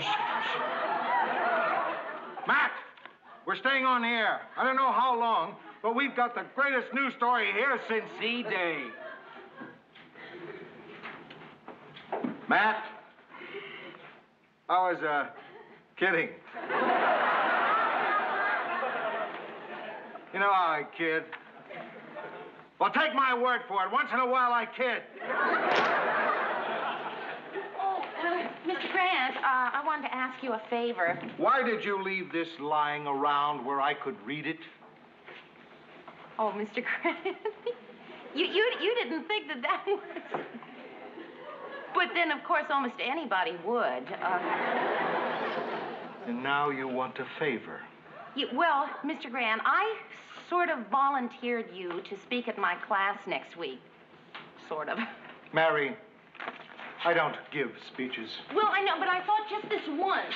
There's a reason I don't give speeches. But no, it isn't a speech. It's just a 15-minute little talk. Mm-hmm.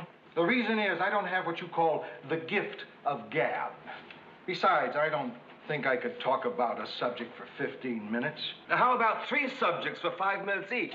I guess I don't have the old gift of gab either. Mr. Grant, it's just that I sort of promised, and well, as I said, you don't have to speak for the whole 15 minutes if you didn't. I think you'll do it. Anybody got any dental floss?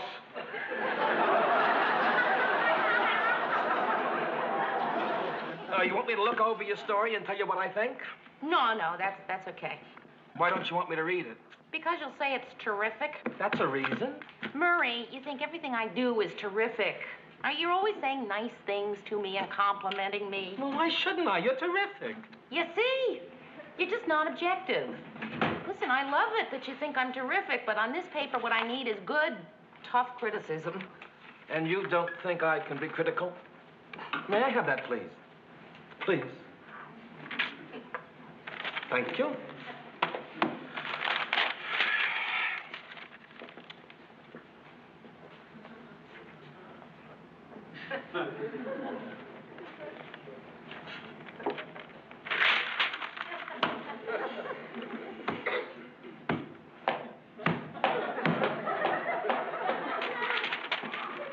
It's terrific.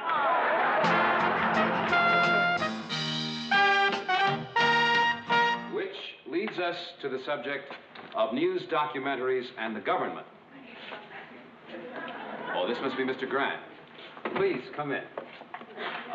As I told you, thanks to Mary Richards, we're very fortunate tonight in having with us Mr. Lou Grant, the news director of WJM-TV, who will speak on news and news writing. And after the talk, we'll have a question and answer period, if there's time. Mr. Grant, right here, please.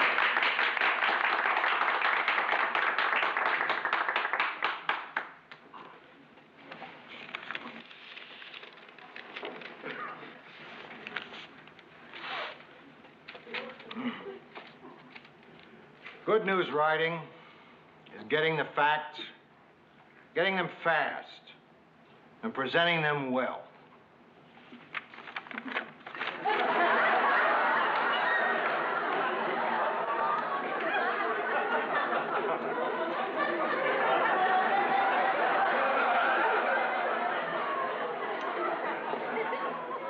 I think we have a little time for the question and answer. Yeah, that's what I figured. I didn't have time to write a speech. I just jotted down a few notes. You want me to read them again? No, that's okay.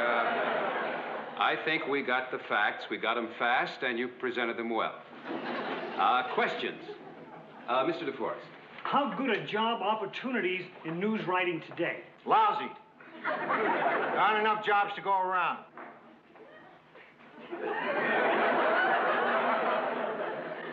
Uh-huh. I'd like to know if you'd be interested in buying any freelance writing.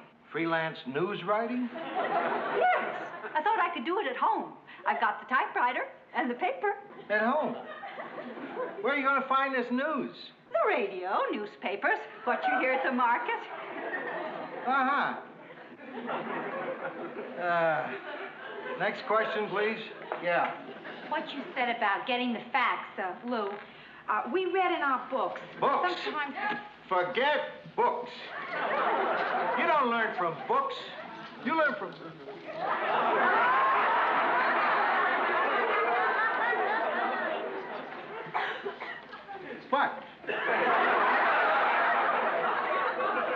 If you're gonna read a book, this would be the book to read.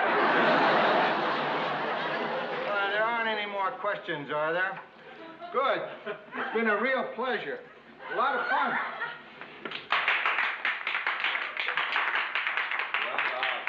Thank you, Mr. Grant, and thank you, Miss Richards, for inviting him. And now, before we leave, I want to say that I was very pleased, for the most part, with the papers you turned in last week. And I've written some comments along with the letter grade. And if there are any questions, I'd be glad to talk to you individually. There you go. And I'll see you all next week. So I'll give you your papers over there. See you. I got a B. I got a B. I got a B, too. Mr. Grant, I want to tell you how much I really enjoyed your talk. I mean, it's good to hear somebody who knows what he's talking about. Oh, thanks. So, Mayor, what'd you get? Oh, I got a C. What? A C. A C? Oh, you're kidding. Let me see your paper. What do you mean you got a C? You got a C plus. It's the same thing. How can he give you a C? C plus.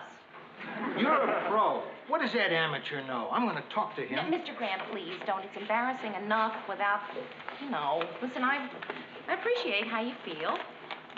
Well, okay. See you tomorrow. Right. Gee, Mayor, I'm really sorry, kid.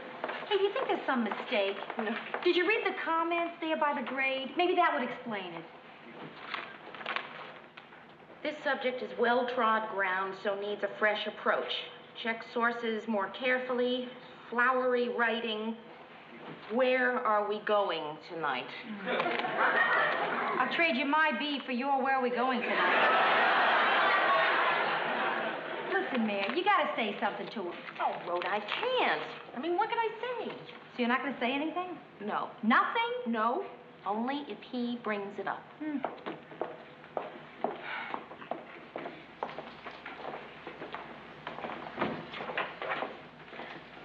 How you doing? About a C plus. Oh, I suppose you're talking about your grade. Well, as long as you brought it up. Let's talk about it over dinner. I get a C and you want to have dinner? That's all right. I've gone out with C students before. C plus. You're really upset, aren't you? Well, would you tell me why you gave me a C? I mean, just give me one good reason. Okay, I gave you a C plus because I thought that's what your paper deserved.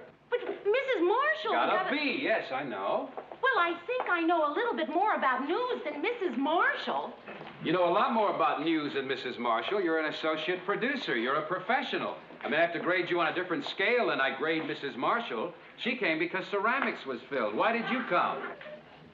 To become better at my job. But a C plus. Well, a C is average. And that's what you are right now. An average professional. What about the plus? Well, I couldn't keep my personal feelings entirely out of it.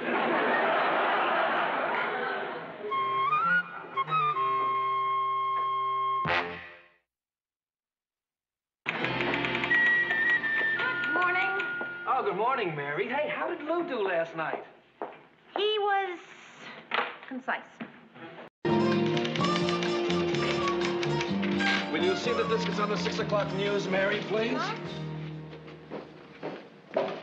Mary, is Lou in? I've got to see him right away. Well, is he in?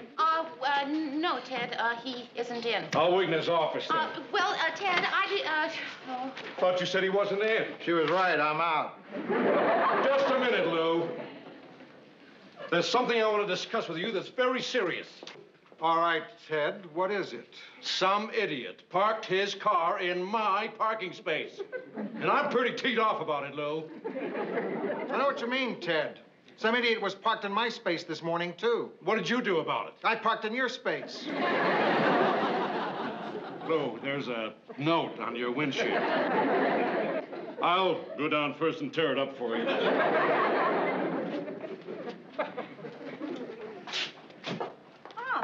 Yeah. Hi, kid. Hiya. Well, now let's go. We're in a big hurry. Oh, what's the rush? We've got just 1 hour to eat lunch, rent a bed, and get back to work. Rent a bed? Yeah, my mother called from New York. She's coming to visit me. Oh, how nice. Nice is when your mother comes to visit you. Well, it'll be nice to see your mother again. She's fun. Fun. Well, I mean, I like her. Well, I like her too, Mary. But I like her better person to person than in person. Oh.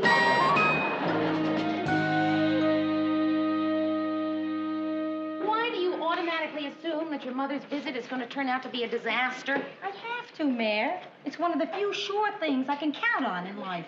Come on, Rhoda. You love your mother and you know it. Of course I love her. I just think she's holding a grudge because I didn't go into the profession she picked out for me. Housewife. My mother, she's here. Hey, Mare, does this look real? Oh, come on. Rhoda! Ma! Oh, Mary, how nice. I was hoping you'd be here. Yes, here I am. Oh, well, I was thinking maybe you would have gotten married or something. No, not yet. Or engaged? No. I'm not married or engaged either, Ma. I know. Well, I'll be leaving you, too. No, you stay. Rhoda, let me look at you. You know, it's really terrific to see you. It's terrific to see you, too. I'm really happy you're here, Ma. Don't worry, I'm leaving soon. What do you mean you're leaving? I'm going to a hotel. I see you already have a house guest. I rented this bed for you. Oh, you shouldn't have done that. Why not? Well, you never know who had it last. Look, I emptied drawers for you and everything. Oh, lovely. Mary, you look so slim and trim. Oh. And Rhoda. Well, listen, I think I really should be leaving. No, you stay right here now. Don't you want to know why I came all the way to Minneapolis? Well, of course I do. Good. Well, now, you know, every year, Martin and I, that's my husband, Martin. You know, Rhoda's father. Yes. Well, every year, Martin and I go on a vacation to the Poconos. Oh, how nice. Now, Martin hates the Poconos. Oh.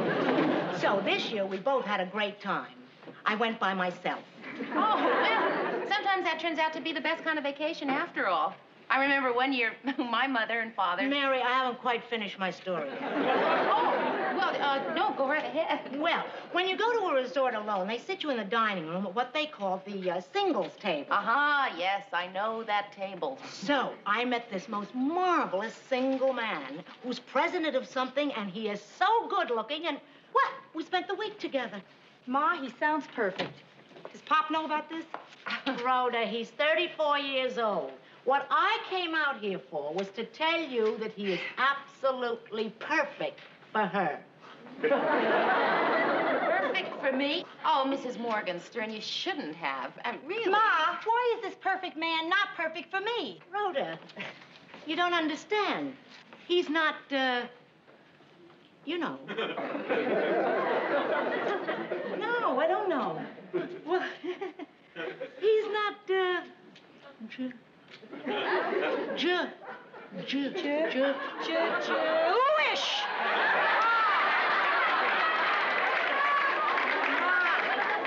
You can say he's not Jewish in front of Mary. She's not Jewish either. Well, that's why he's perfect for her. Ma, I hate to be the one to break this to you, but I have seriously dated guys who weren't.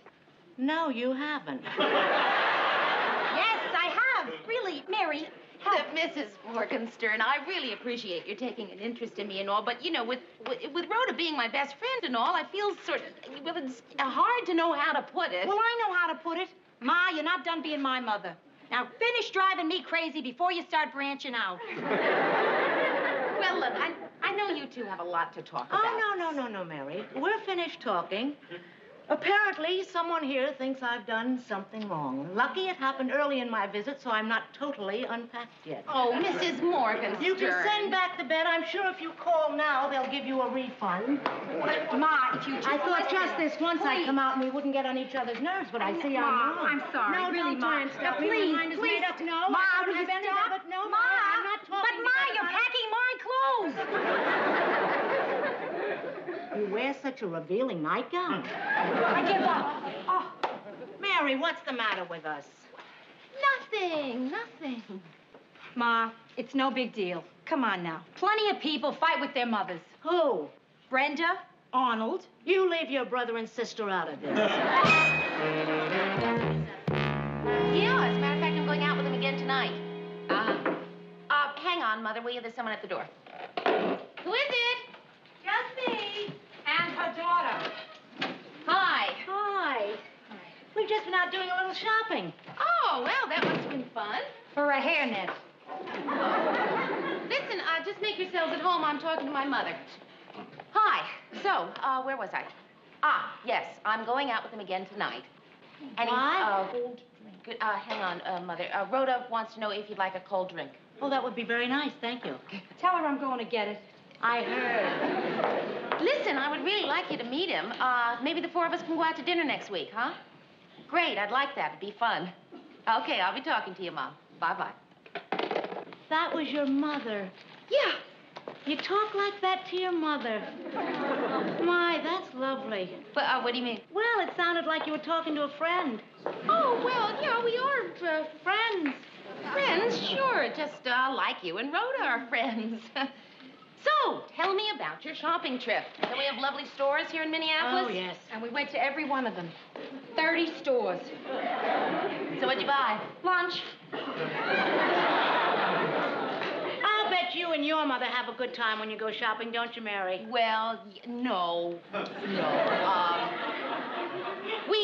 We have completely different tastes, and she likes to browse, and I like to just get in and out in a hurry. Actually, we just end up getting on each other's nerves. Oh, that sounds like fun. Hi. Ida, Bess, you were right. That was Mrs. Morgenstern. Hi. Why, Bess, the last time I saw you, I bet you were just about that high. I couldn't have grown that much. Well, maybe I was standing at the time. That's better. How long are you staying, Ida, dear? Not long. Oh. Would you look at these outfits? We just got these neat dresses today. Aren't they the darlingest things you ever saw? They're mother-daughter dresses. How does your husband look in his? We don't want to be late for the young people's concert. We still have to decide what to wear. Why don't you wear your young people's concert mother-daughter dresses? Symphony here has the most wonderful concerts for children. No, Mary, this is a real young people's concert. It's the 8th grade band at Bess's school. Bess plays first trumpet. There is only one trumpet. That's because you play so well, dear. Well, Phyllis, I'd better go change. Bye, everyone. Bye, dear. She calls you Phyllis? That's the kind of relationship we have. Easy, honest, open. Wonderful. That, too. For the past 2 years, I've been teaching a course showing mothers how to relate to their children. Oh. Phyllis, isn't that a ceramics class you teach? They think it's a ceramics class. Hey, Mayor, could you give me a hand with something? Yeah, sure. What do you need? Your hands. I have to carry a sheet of plywood out of my car upstairs and put it under my mother's mattress. Sure. I need the support for my back. Oh, but don't go to any bother. I'd be very happy to make up the floor. Wouldn't work, Ma. It's a very soft floor. That's dumb awful. Oh, I forgot.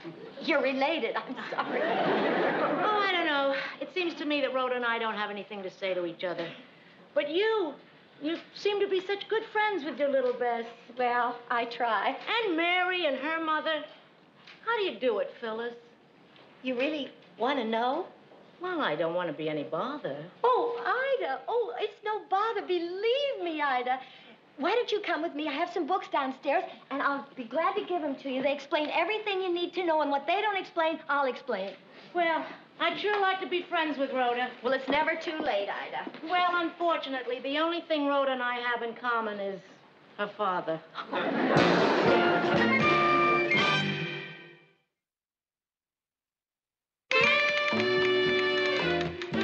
you want to go to lunch today, Mayor? Oh, thanks, Mary. I'd like to, but I'm having lunch with Rhoda and Ida. No, who's Ida?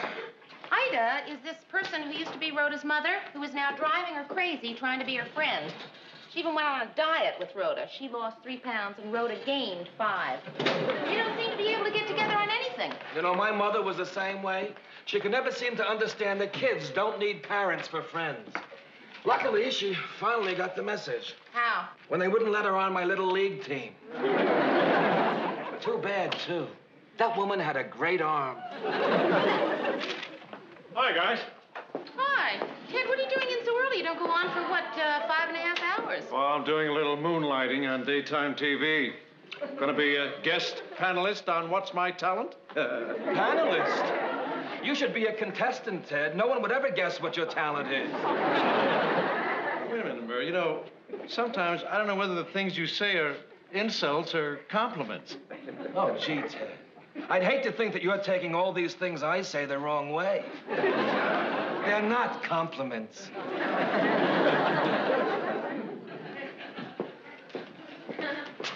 Mary, hi. Oh, hi, Mrs. Morgenstern. Well, what a nice big office you've got here. Oh, well, no, I just have this little desk here. Oh, well, what a nice little desk in such a big office.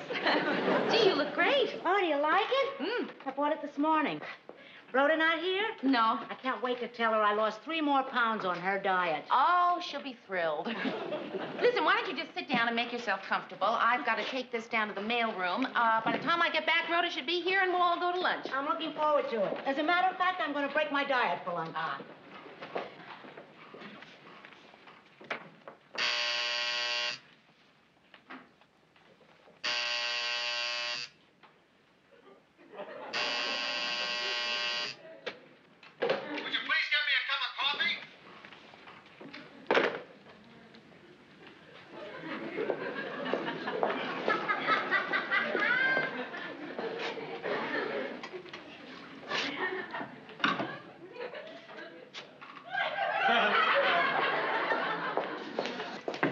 Come in.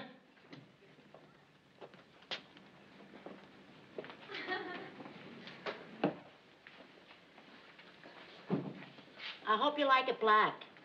I mean, you didn't say whether you wanted cream or sugar, so I just put it black. I could have added the cream and sugar, but if I would have put it in, I couldn't get it out. Hello. You work here? No, I'm Rhoda's mother. Ah, she work here? No, Rhoda's Mary's friend. Aha, at last, somebody who works here. Where is she? Mary? Ah. Oh, she'll be back in a few minutes. She's back in the mailing room mailing some mail. Uh-huh.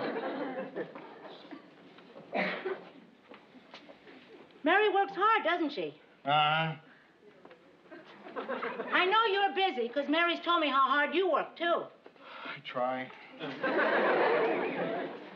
Say, it's a nice little office you got. Ah, look! Miss, will you please... Mrs. Morgenstern, I see you've met. Yes, we've met. Well, we better be leaving. Oh, I'm awfully glad I got a chance to meet you. Mary's told me so much about you, how considerate you are and how thoughtful. It was very nice meeting you, Murray.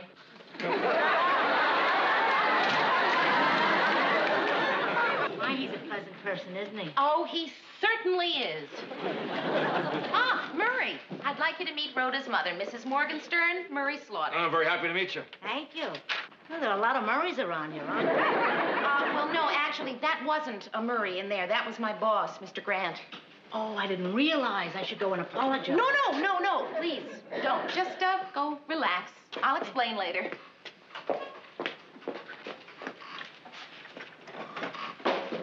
Mary, I'm sorry I'm so late. Rhoda, hi! Ma! That dress. You like it? Of course, I like it. I'm wearing it. Why are you wearing it? Ma, you bought the same dress I bought yesterday. Didn't you know? Well, of course. Who do you think zipped you up this morning? Why? Why did you do that? Because it's nice. It's terrible. It's the worst. Where shall we have lunch today? Someplace very dark.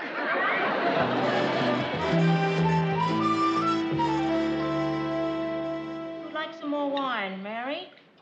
Oh, no, just a little. Just a little. Thank you for bringing it. We're not drinking it. It isn't too sweet for you, is it? Oh, no. Not too sweet. Rhoda? Oh, no, Ma. I'm saving mine for dessert. Phyllis, you sure you won't stay and have some dessert with us? No, thank you, Mary. Bess and I are having dinner out together before we go to the theater. Together. Together. You do everything together, don't you? They sure do. Phyllis is the only grown-up ever to graduate Rosewood Avenue Grammar School.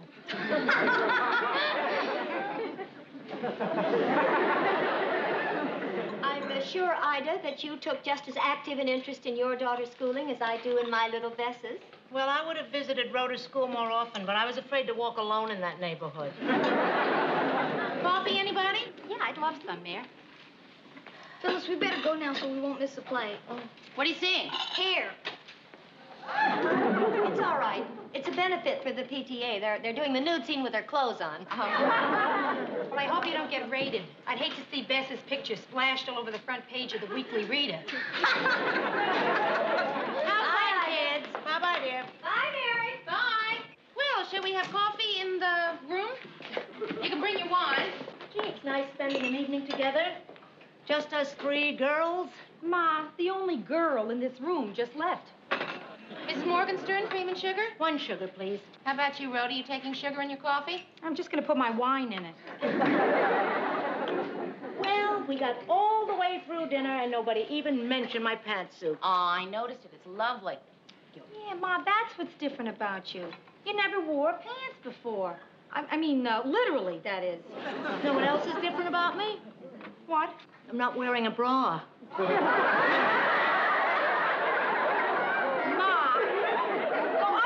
Put some clothes on. Oh, Rhoda, I can't believe you'd tell a friend to go change just because she's with it. You're not with it. You're without it. Now go upstairs and get it. Mary, what do you think of that? Well, actually, You listen to Mary. She knows. Please. A few days ago, when you were my mother, you used to drive me a little crazy. Okay. Then Phyllis gets a hold of you and you become my best friend. If I had a choice, I would rather be driven crazy by my mother than by a complete and total stranger in a pantsuit and no bra. It was a lovely dinner. Thank you, Mary. I'm sorry I can't stay and help with the dishes, but perhaps I'll be coming back to Minneapolis again sometime. Ma, please wait. Okay, I'll be your friend. You mean it? Yeah, I mean it. We'll be like roommates. Oh, well, then, what are us three girls gonna do tonight? Well, I'd love to join you, but I have a date. Oh, what about you, Ro? I have a date, too. Oh. Well, have a good time. You know, this being friends is gonna take a great weight off of both of us. I mean, in the old days, when you said you were going out, I would have said, who is he? What does he do for a living? Yeah, what's his family like? Where are you going? Yeah, but those are all mother questions. Friend doesn't ask those questions. Does she? Afraid not. Uh-huh. Well, what time is he picking you up? Oh, he's not picking me up. I'm picking him up. When we're driving up to the mountains, he has this cabin. I should be home by Thursday. Testing, just testing.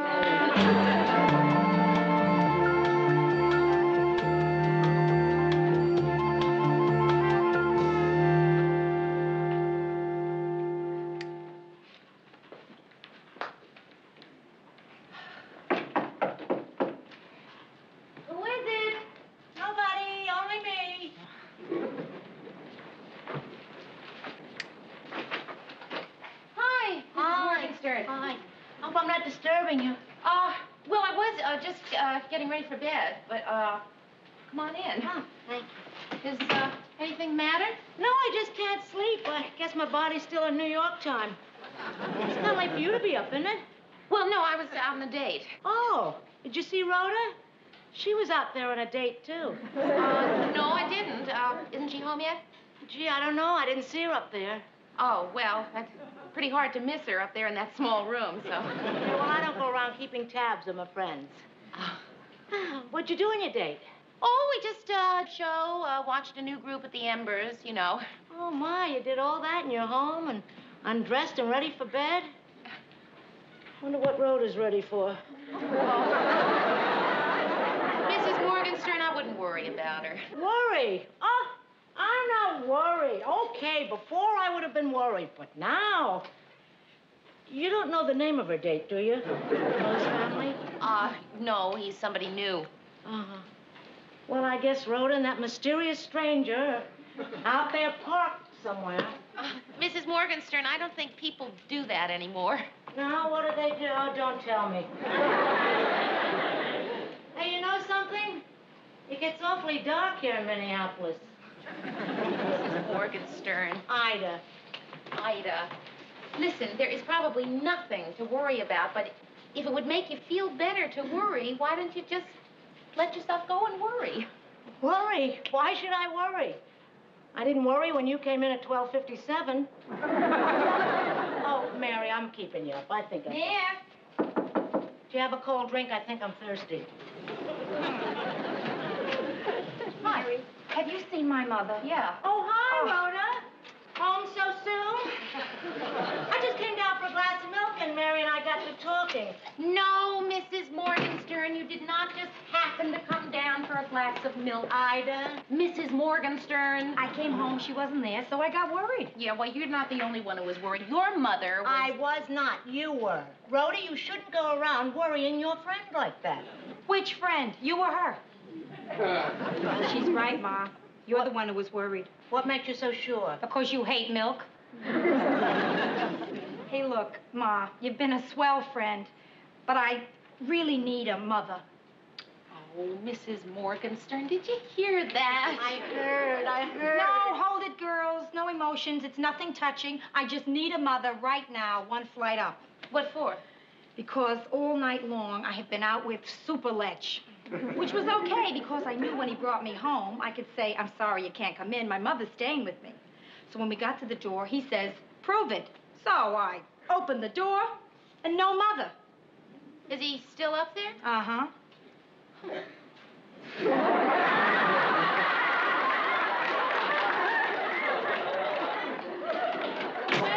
aren't you going to go up there and help out? No. He can take care of himself.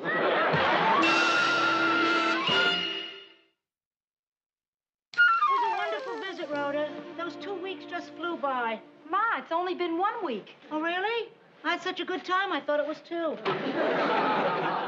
Hey, Rhoda, this bed doesn't seem to want to fold up. I wouldn't pay them the full price. And now on the pretty side of the news. The Miss World Universe contest officially opened today in Jakarta, Indonesia. Contestants arrive from such faraway places as Marrakesh, Morocco, Paramaribo, Suriname, Cuernavaca, Mexico, and Maracaibo, Venezuela. Not to mention Minneapolis, St. Paul, and our own Donna Jean Spolenchek. What's wrong with Now Ted let's turn tonight? to the political page. What do you mean, what's wrong with him? He hasn't made a single mistake for the entire show. That's what I mean. Something is definitely wrong with him. I wonder what. And how do we make it last? I don't know. He has seemed a little preoccupied today, though. Every few minutes he's been coming in here and asking me if his brother is called yet. His brother? Eh? You mean there are 2 of him in the world? Murray, look, just because he has a brother, it doesn't mean they have to be exactly alike. Well, for his brother's sake, I certainly hope not. Hi. I'm Hal. You're Ted's brother. No. Ted is my brother. Well, I am going into the studio. I'll tell Ted his brother. I'll tell your brother his brother. I'll tell him you're here. I'm Mary Richards. And I'm Hal Baxter. And that's Ted? Yes, that's Ted. Why, it's incredible. He looks like a man his age. Well, we all think that he looks just fine. It's great fun to work with him, and, well, you should be very proud of him. Oh, I am. I think it's wonderful that he's here in this little studio. What is it that he does, sportscaster, weatherman? No, he's the anchorman. Ah, the job that goes to the man with the most seniority, eh? Oh, no. Ted got the job because he's very competent at what he does. Ted? So, what brings you to Minneapolis, Hal? Oh, I'm shooting a film. Just be here a couple of days. You're an actor. What else? Gee, you look so familiar. What have I seen you? Commercials! You're the clear bag man! Hey, that's right! Gee, Gee, that's great. Not too many people recognize me without my plastic cape. And aren't you also the man with the stopped-up sinuses and all those little pain things all over your face? Yeah, of course, that was 4 years ago. My head's cleared up since. Well, I feel I know you. I'm Hal Baxter. And you're Mary Richards. Yes, I am. Say, Mary, now that we know each other, could I ask you a personal question? Sure. How much does Ted make? Howley. Teddy. It's been a while. 5 years. Excuse me. Lou, did you clear up that nonsense like I told you? What were you yelling about out there? Oh, nothing. Say, Lou, you may think of me as a happy-go-lucky sort of a guy, but underneath this Ted Baxter, there's another Ted Baxter. One that's more serious, more sensitive, more vulnerable. Is there a Ted Baxter under there who'll get to the point quicker? Lou, the thing is, my brother's out there, and darn it, Lou, he's always coming on like he's better than me, like I'm nothing. Well, who knows? He could be onto something. Thing is, Lou, I thought that perhaps you might do me this little favor. What's that? Well, I got this idea that he might be impressed if you went out there and offered me a raise in front of him.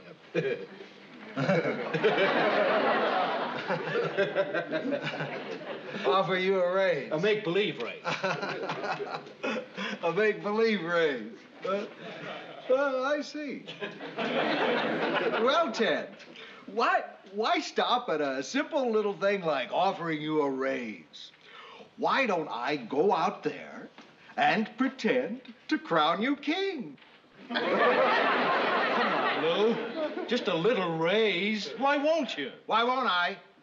Because out there, when you've got some witnesses, you might accept it. No, I won't, Lou. Cross my heart. You just crossed your lung, Ted. Come on, Lou, please. Oh, all right. I'll say you're getting a raise. How much? $50 a week. 150 or no deal. I'll take the 50. 25? Goodbye, Lou. Glad you were smart enough to see things my way, Lou, or else it would mean getting some new writers around here. Hey, Allie. Teddy. How you doing? I'm doing 45,000 a year. How you doing? I'm doing 50. 50 weeks a year, 2 weeks off with pay. That's great, Teddy. How you getting around these days? Still skating to work? Oh, Teddy, you should see the new car I got. It's a sleek little Italian job. Yeah, well, I'm driving a sleek little German job. It's 34 miles to the gallon. But, Teddy, mine is a classic. Yours is a classic. Mine hasn't changed its design in 22 years. And the beauty of that is, mine will always look 22 years old. Oh, Teddy, it's so great to see you. I'm going to give you a treat. I'm going to give you a chance to take me out to dinner tonight. Oh, Hallie, that's great. Just the two of us on the town? Shoot the whole wad, money's no object. See, I know this little place. They've got terrific steaks. And the best part is you don't have to get out of the car to eat. That sounds keen. Say, Ted, maybe I could ask a date. How about you? You do have a girl, don't you? Sure, I've got a girl. Well, great. Call her up. We'll make it a foursome. Call her up? Well, I don't have to do that, Mary. How does that sound to you? How does what sound? Well, Hal wants you and me to double with him. You mean to say... You mean to say she's your girl?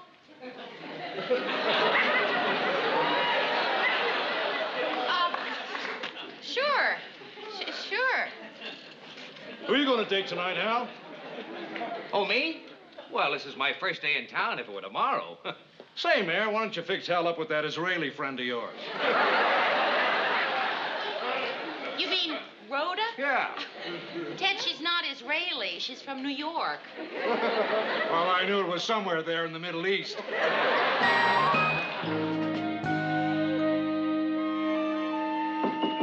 Mary. Yeah. Here I am. Ah, terrific. Hey, that's a great dress. Thank you. Hey, listen, Rhoda, I'm really sorry about fixing you up with Hal. Here it comes.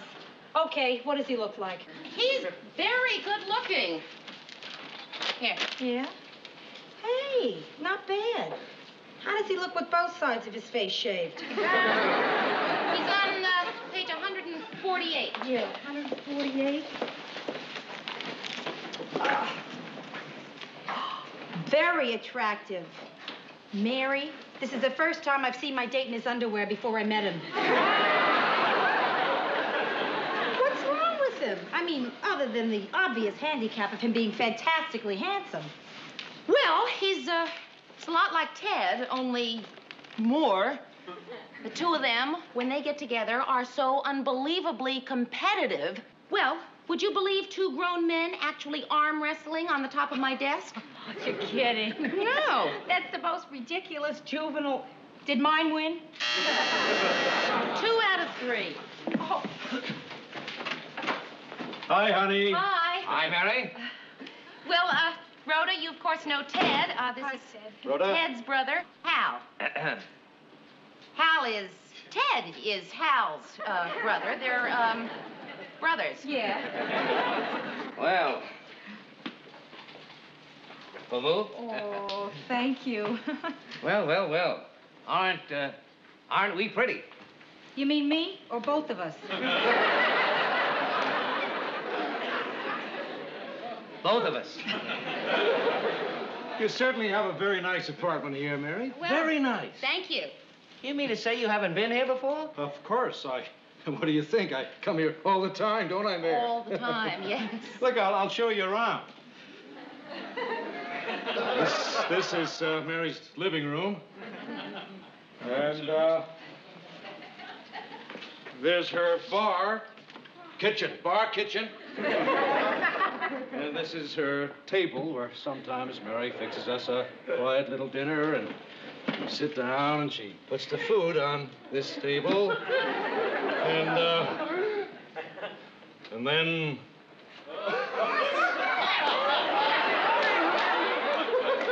I do this little joke thing about eating waxed fruit. He never fails to break me up with that one. I can see why. Say, if you girls really want to laugh, watch Ted try and beat me at arm wrestling. Well, listen, Here we go. Listen, guys, one big laugh a day is plenty. Look at him, will you? He's had this competitive thing all our lives.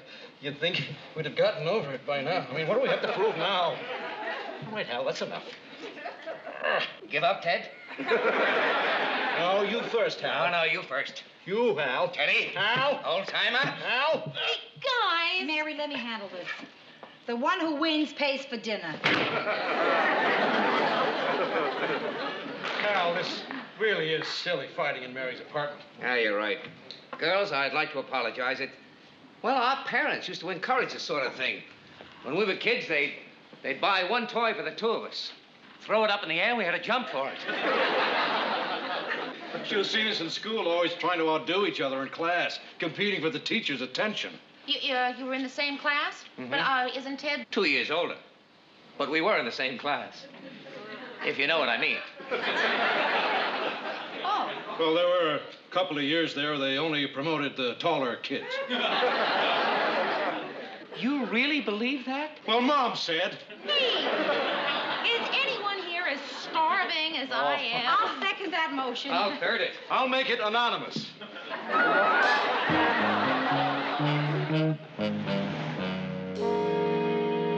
Here's a nifty shot of me in a Nehru jacket. I was the first one to wear a Nehru jacket. Say, whatever happened to that Nehru guy anyway? Dropped right out of the fashion world. He was the Prime Minister of India. Oh, well, it's nice to know he found something else. Ted, I believe the gentleman wants you to try the wine. Oh, sure. Love my vino. That's a pretty chintzy fella for $8. Ted, he only wants you to taste it. Oh. Yes, that's wine, all right. My, this is a lovely restaurant, Ted. Where'd you hear about it? Oh, I come here all the time. Oh, really? If you come here all the time, Mary's your best girl. How come you've never brought her before? Are you seeing someone else, Ted? I come for business, that's all, and breakfasts, big business breakfasts. May I propose a toast to all the wonderful things that make life worth living? Beautiful food, beautiful wine, and beautiful women.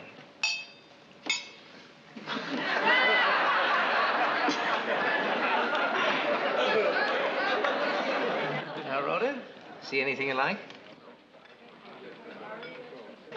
My, this wine is really wonderful. How about the Chateaubriand for two? That's just what I was gonna have. What are you gonna have?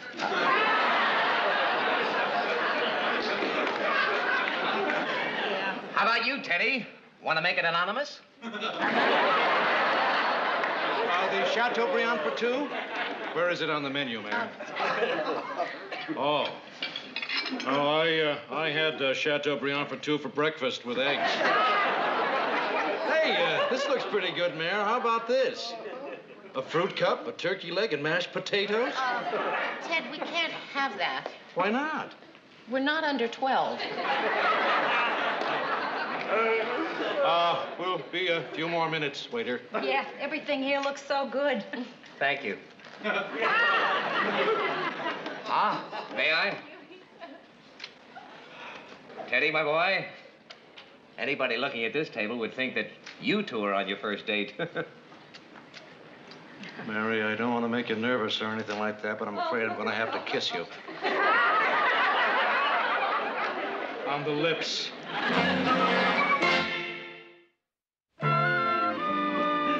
See, Mayor, I'm sorry about that embarrassment about the check back at the restaurant. Yeah, it's too bad they wouldn't accept your gasoline credit card, Ted. I'll pay you back tomorrow, Mayor. Just make sure you keep track of the amount. Oh, I will. Don't worry. Well, group, I guess we'll say goodnight for now. Aren't you gonna come in? Well, actually, we thought we'd go up to Rhoda's place and look at a fantastic collection. What collection? Magazines. I have all these millions of magazines. What we're going to do is look through them and see how many pictures we can find of me. Sort of a Hal hunt. Hey, that's a great idea. Kind of make a game out of it? First one who spots my picture gets a kiss. Fun. Well, then, Ted, I guess I'll see you tomorrow at the office. Won't I? Mary, I can't leave now. Not while he's still up there. Why not? Well, Hal came in my car, and he'll know if I leave. And if you're supposed to be my girl, how would it look if I left first? But, Ted, it's awfully late. Well, how long does it take to look through a million magazines? But, Ted, the thing is, I've got some things I've got to do. Please, Mary. Oh, all right. Gee, I don't know what to say. Thank you. Thank you. All right. Almost. I really appreciate this, Mayor. Ted, it's all right.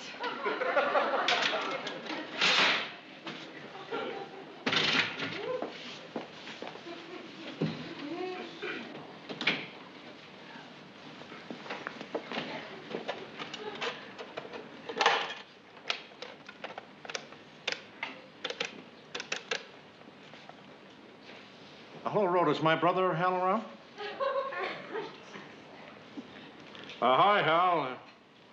How you doing, buddy? Oh, I don't know what all time I'll be leaving. How about you? Hey, Mary, cut it out, will you? Come on, Mary, will you cut it out? Mary, I'm on the phone. Will you cut it out? I gotta go now. Who are you talking to? Oh, nobody.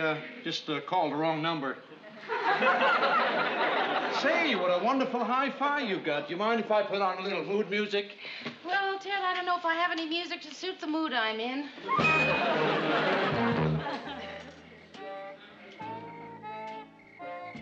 Come on, Mary. What do you say? Jax. Go fish. Tens. Go fish.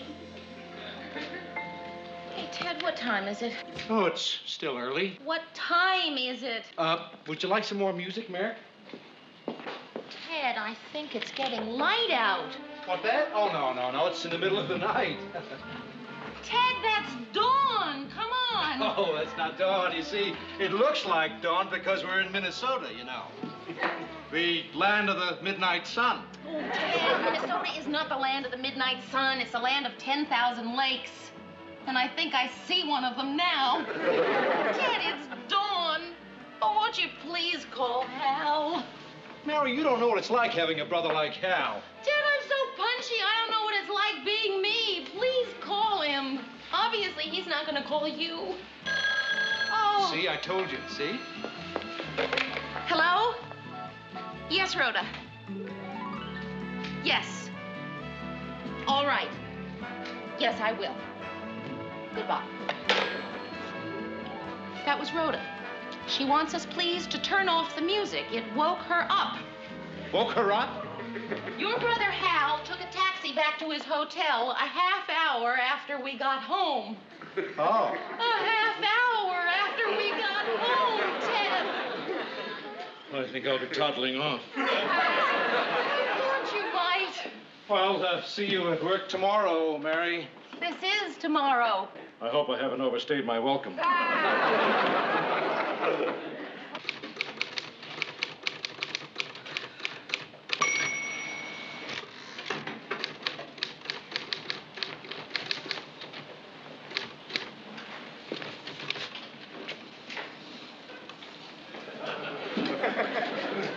Mary, Yeah, yes, sir. did you get enough sleep last night? I didn't get any sleep last night, as a matter of fact, but I'm fine, just fine. No, you're not. That last pot of coffee you made? What about it? Don't you think it's kind of funny that it's all clear like that? Shouldn't the color be sort of brownish? I think that Yeah, you did. I'll make another pot. No. That's all right. I'll wait till after you wake up. Up? Come up.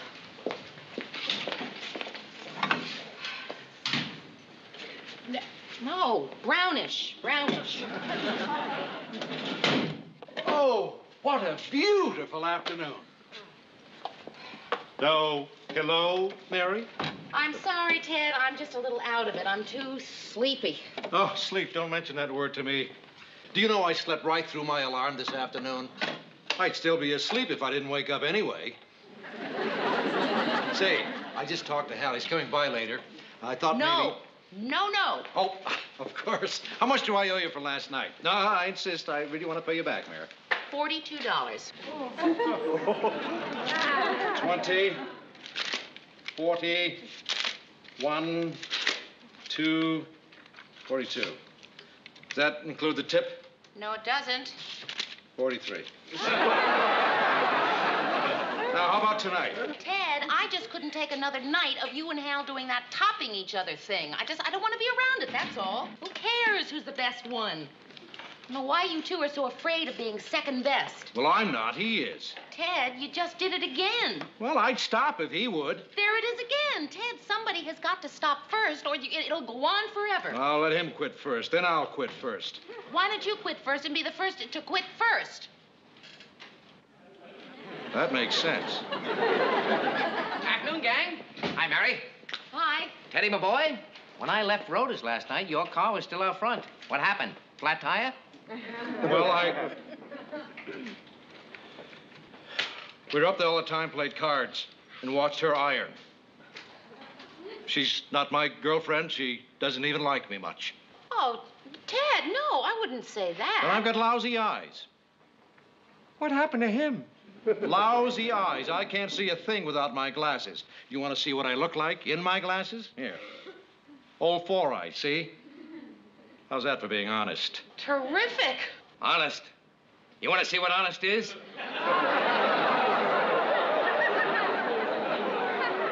Let me tell you about this brother of yours. See that dimple there? Now, you don't remember that when we were kids. You know why? Wasn't there. Cost me $750. Oh, yeah? Will you see this nose? Ted, that ought to about... No, Mary.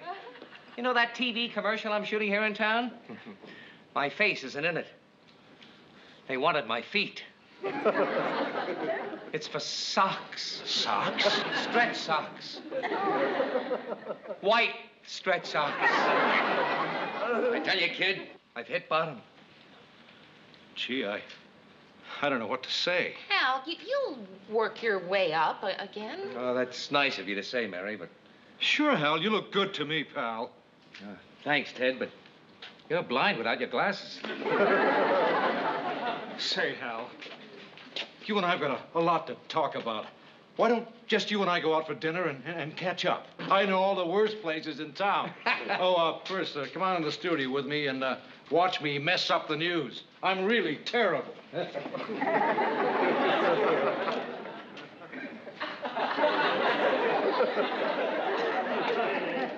Just my luck. No witnesses.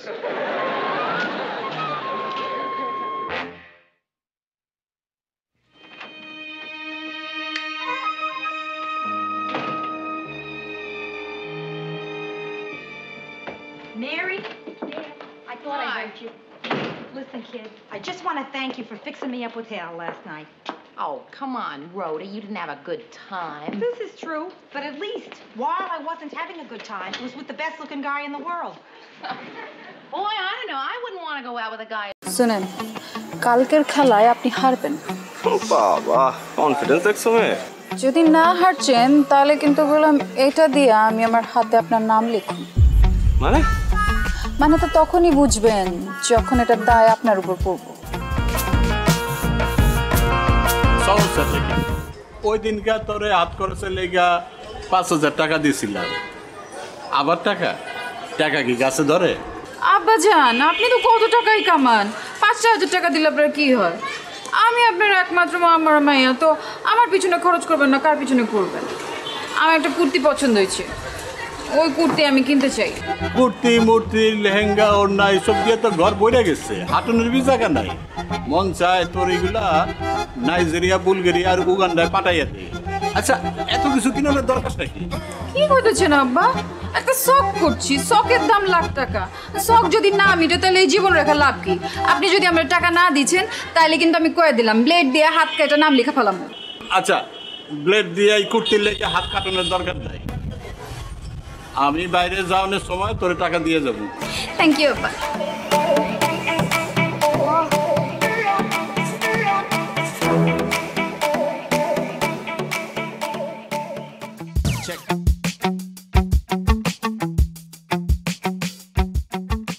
আচ্ছা লাইলি তুমি এরকম প্রতিদিন কোনো পড়াই complete করছো না আমি কিন্তু তোমাকে আর পড়াতে আসবো না আসেন না আপনারা কথাই কইছো এতে আমি কইছি শেষ পর্যন্ত তোমার বাবার কাছে আমাকে কমপ্লেন করতে হবে আপনি আমার বাবার কাছে কমপ্লেন করবেন পড়াশোনা করছো না বাবার কাছে কমপ্লেন করবো না অবশ্যই করবো ঠিক আছে আপনি যান আপনি আমার বাপের কাছে কমপ্লেন করেন এদিকে আমি ব্লেড দিয়ে হাত কেটে আপনার হাতের নাম লেখা রাখবো ওখান দিয়ে কি বলতে চলেছ আস্তাগফিরুল্লাহ দেখো এইবার না হয় আমি তোমার বাবার কাছে কমপ্লেন করবো না কিন্তু তুমি যদি পরীক্ষায় ডাব্বা মারো তাহলে তো আবার আমি শেষ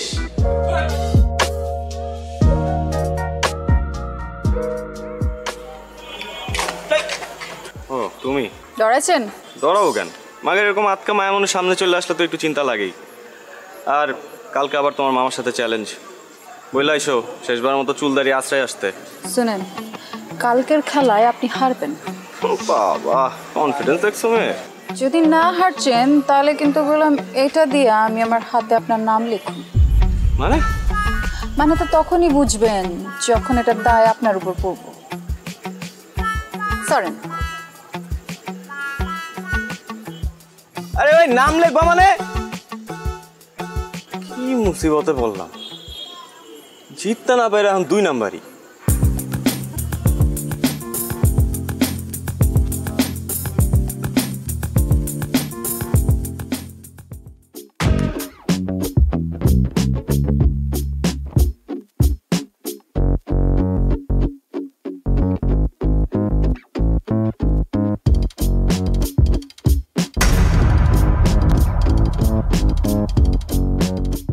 কি সমস্যা যাইতে দিছো না কেন সমস্যা আমার না আপনার আপনি মানুষ না খুনি মানে বোঝেন না কালকে কি করছেন? কাচির লগে কি মিলাচ্ছেন? পেট খারাপের ওষুধ?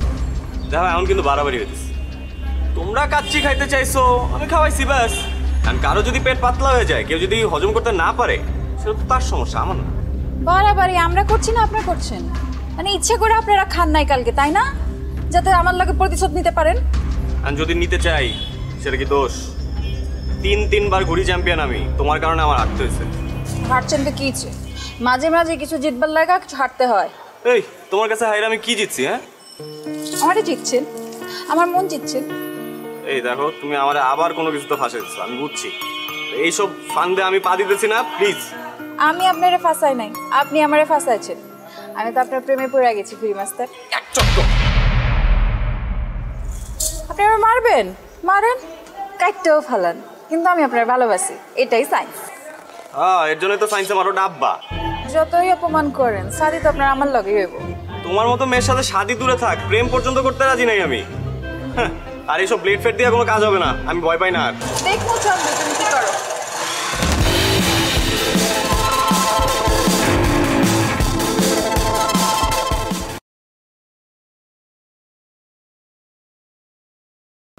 Bài cái độ buồn lên mà sự thật khỏe đấy, nhưng mà thầy xây bài ấy chưa xây có Saza hả, có Rakan,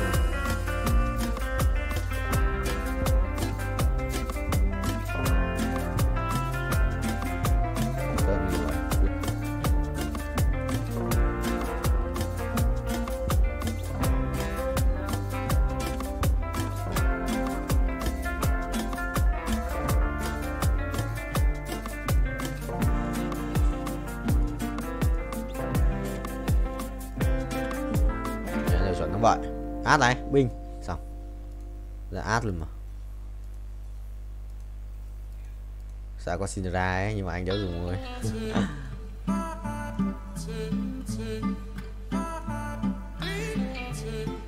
Ui, xét này. Xét đây là bài cảnh đệ đẹp đéo chịu được. Không sao, thầy ơi. Bay cho thầy, quay đều, quay, ui, con lắc rồi sao, cút, mày đi, xong rồi có át rồi. Thằng này đánh bài va vẫn sao ra còn bài đẹp phết. Định mạnh cái xét này, ui bình điết. Xét là mình sẽ thiếu là một cái cung mà, cung một con Kizuna hoặc là một Nautilus để lấy cái thú tượng này cho in nào. Bắn cung không? Bắn cung lấy đồ cho art thì thầy. Ui, rồi xong nhặt nhầm đồ. Ha ha. What the hell man? Nhặt nhầm đồ. Thế mà cũng đòi lái xe. Đùa tao à? Đùa tao không vậy. Thế mà cũng cộng một ending trồn ngủ không? Trồn thấy không? Cinderella này cút, có một cút, dấu hiểu. Nhặt ngu đấy. Ngu đấy. Rớt ở đây. Rồi xong. Sao có càng ngày đây nhỉ? Thì vậy có ai mà lại có cái thằng này đây nhỉ? Đúng không? À, 14 mà, cút. Nè. Xong.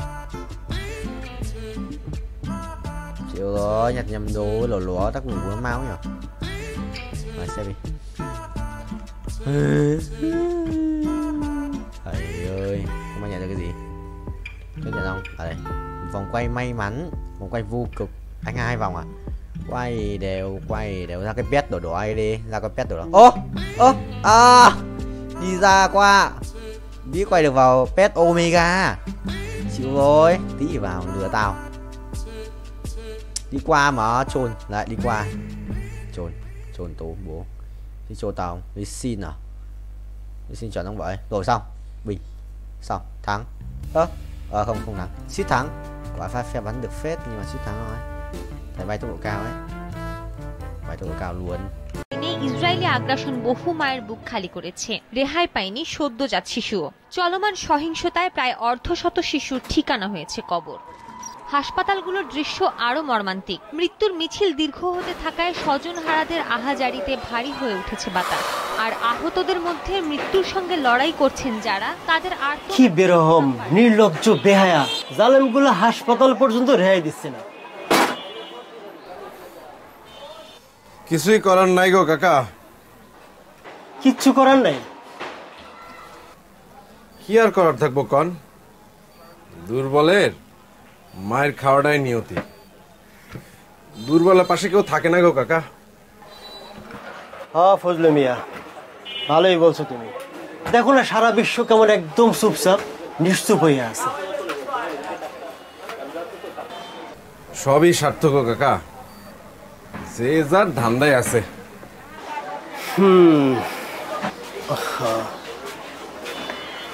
9, 10, 11, 12, মোট 12টা আছে না? বিকালের মধ্যে পাবো তো? সন্ধ্যার দিকে আসেন, লেট করেন না কিন্তু। আচ্ছা ঠিক আছে, লেট হইব না। নতুন নাকি? আসসালামু আলাইকুম। হ্যাঁ নতুন, কয়দিন ধরে আসছে। নাও সন্ধ্যার মধ্যে ভালো করে করে রাখো।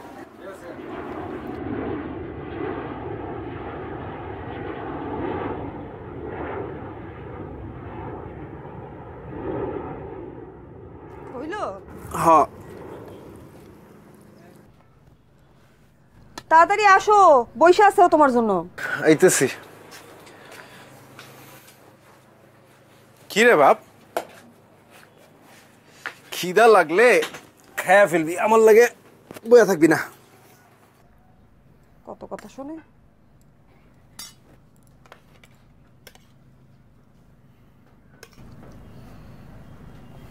দেখ তোমার প্লেটটা দাও। শেষ। আরে ডিম ভাজি রে।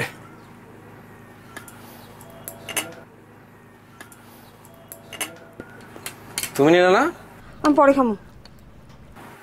পরে আর কি খাবা? আমি সবজি দিয়ে খাবো না, আমি ডিম দিয়ে খাবো। কেন বাপ, সবজি খাবি না কেন? সবজি না খাইলে বড় হবি না, বুদ্ধি হইব না। না কর, মুখ খুলে না, দেখছো? আর স্কুলে ভর্তি করাই দেওয়া দরকার না? হ্যাঁ দেওয়া তো দরকার। তো মাত্র ঢাকা শহরে এলাম, স্কুলে ভর্তি করালে তো একটু টাকা পয়সা খরচ হইব, টাকা পয়সা জোগাড় যন্ত্র করতে হবে না? সামনে একটা স্কুল আছে, আমি গেছিলাম। আমার মনে হইলো যে ওখানে খুব একটা খরচপাতি লাগবো না, ভর্তি করাই দিই। আরে ঠিকঠাক মতো খোঁজ নিছ? মানে ভালো হইব? ভালোই তো মনে হইলো। দেখো তুমি যেটা ভালো মনে করো। সারাদিন তো টোটো করে ঘুরে বেড়ায়, কই কই যায়, কাগো লগে মিশে, কিছুই তো জানি না। আর এখানে তো কারো চিনিও না। কি রে ভাব, ঢাকা শহরে এসেই দেখি বন্ধু পাতায় ফেলছিস। তা একটু পড়াশোনা করতে হইব না? হ্যাঁ করতে হইব তো। এই যে তোর পুরান স্কুলের যে বইগুলো আছে ওইগুলো নিয়েও তো একটু বসতে পারস না? জিগাও তো পড়ে কিনা? আমি পড়ি তো। আবার মিছে কথা থাবর তুমি। থাক, তুই এখন খা, আজকে আমি তোরে নিয়ে পড়তে পাবো, ঠিক আছে? হাকর, মুখটা খুলে না, হাকর। বাহ, পানি নিয়ে আসতে। এটা হইতেছে কাজের আনন্দ, নবকৃষ্ণ ভট্টাচার্য। মৌমাছি মৌমাছি কোথায় যাও নাসি নাসি, দাঁড়াও না একবার ভাই। কি রে এখনই ঘুমাস কেন? একটু পর। ওই ফুল ফোটে বনে, যায় মধু আহরণে, দাঁড়াবার সময় তো নেই। এত হাই তুলতেছিস কেন? বাকিটা কালকে পড়ি। কালকে পড়বি? পড়তে বলেই ঘুমা, হে না? আমি অনেক পড়ছি। আবার কই দে, পেন্সিল দে, আমি তোর এই শব্দার্থগুলো লিখে দেই, এগুলা মুখস্থ করবি। তুমি দোকানে যাইবা না? যাবো তো, আর একটু এগুলা দেখা দিয়ে যাই। এগুলা তোর বাসার কাজ, ঠিক আছে?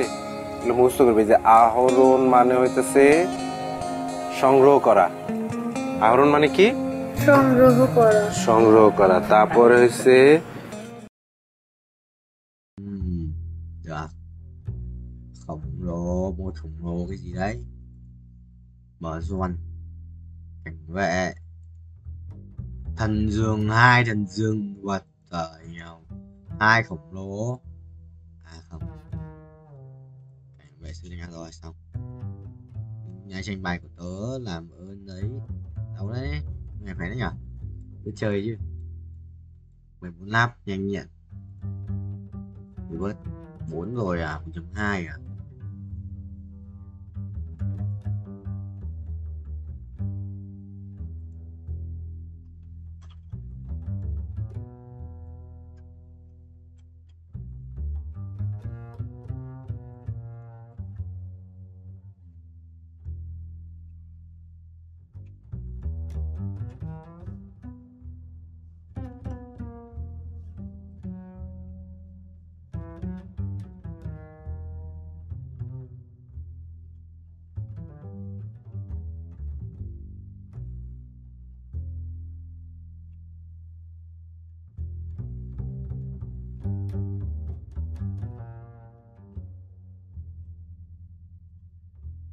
Dương ơi, đây chuyển chuột tội, thú tượng với cả giáp máu ánh sáng thì cái nào ánh sáng ngon hơn?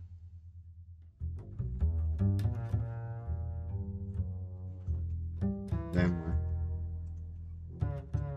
Bình gì 200 nắp đi, không thật này. À 51 này, 200 nắp được đấy. Được 200 nắp. À không nhả tiếp được rồi. Chạm tay rồi. 19. Nếu là được 190 mà. Còn 200 nắp của thầy ơi.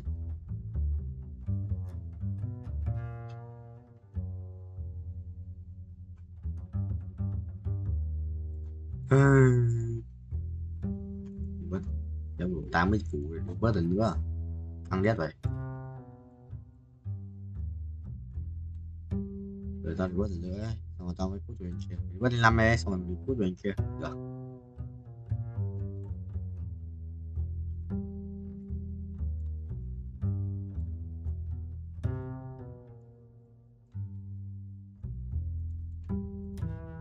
bình chia lên nhà đã chia ra bình rồi xong lên 9 nhà chia xong rồi lên 9 xong rồi lên 9 thì mình được xét và là bình full form rồi form này có nhắc là cái gì đâu what chứ sao không nhắc được hắc ám kìa nhắc được tử thần hắc ám chỉ có June thôi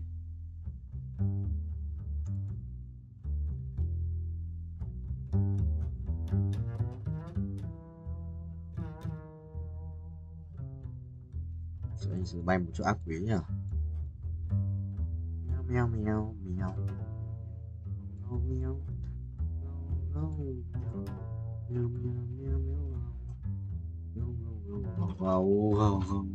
không vậy ăn quay xóa được à đầu ấy à 53 củ thêm mấy lát nữa nhiều record lại 200 চোখ বন্ধ করলে তুমি যে কি করবে আমি জানি না কি বলো কি করব জানি আমি বন্ধ করো না চোখ বন্ধ করো সত্যি কিছু করবে না তো 100% ঠিক আছে করলাম Will you marry me? Mobile নতুন মোবাইল লাখ করছো কি তুমি থ্যাংক ইউ সো মাচ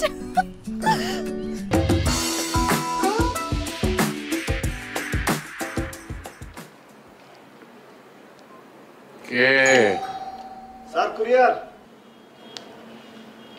দাঁড়াও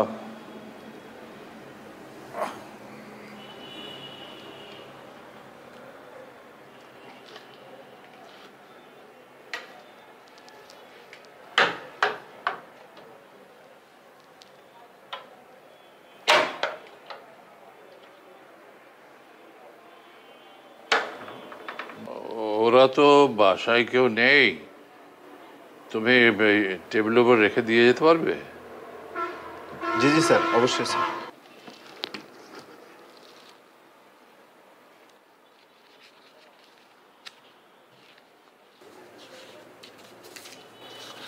স্যার রিসিপ্ট স্যার সই লাগবে স্যার একটা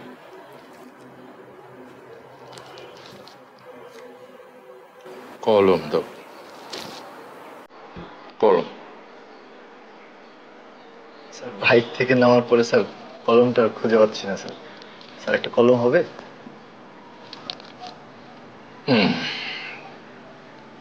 দাঁড়াও জি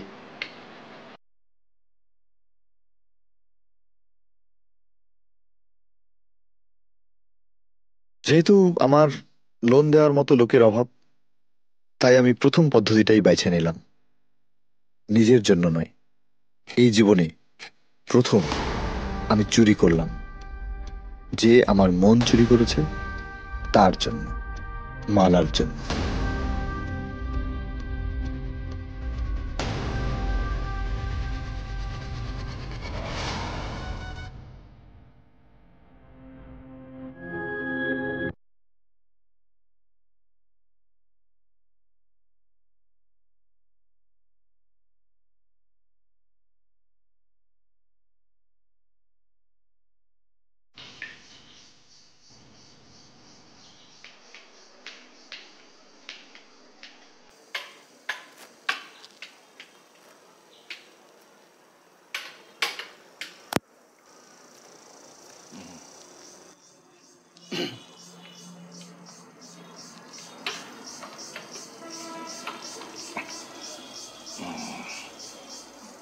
ঠিকানাটা কি আছে ওখানে?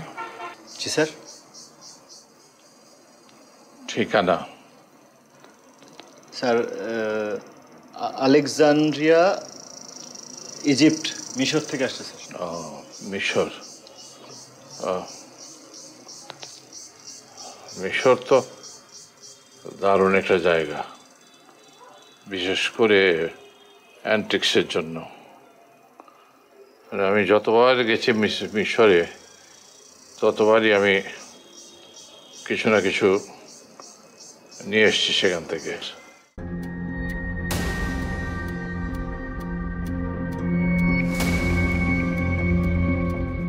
স্যার আজকে আসি স্যার। হ্যাঁ আজকে আসি স্যার, একটা ডেলিভারি আছে তো। ও আচ্ছা, এসো।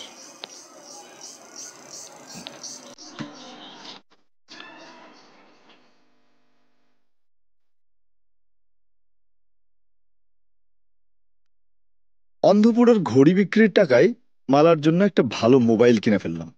ফলে বাকি চুরির জিনিসপত্র নিয়ে আমি মোটেও ভাবিত ছিলাম না।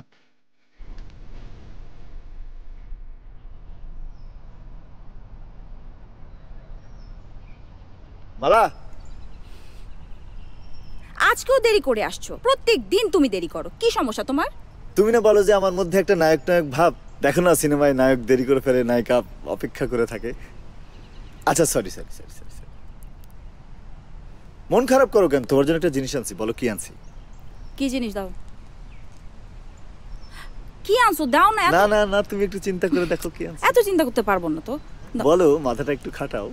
আরে কি ঘোড়া ডিম নিয়ে আসছো? দাও না, দাও। আচ্ছা তাহলে চোখ বন্ধ করো। চোখ বন্ধ করলে তুমি যে কি করবে আমি জানি না। কি বলো? কি করব? জানি জানি আমি। বন্ধ করো না, চোখ বন্ধ করো। সত্যি কিছু করবে না তো? 100%। ঠিক আছে, করলাম। Will you marry me? Mobile, নতুন মোবাইল। লাখ করছো কি তুমি? Thank you so much.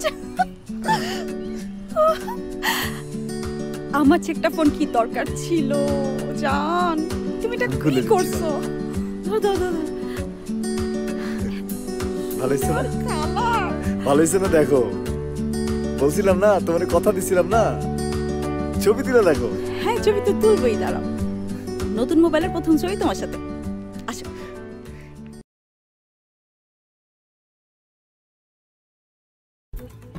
Mày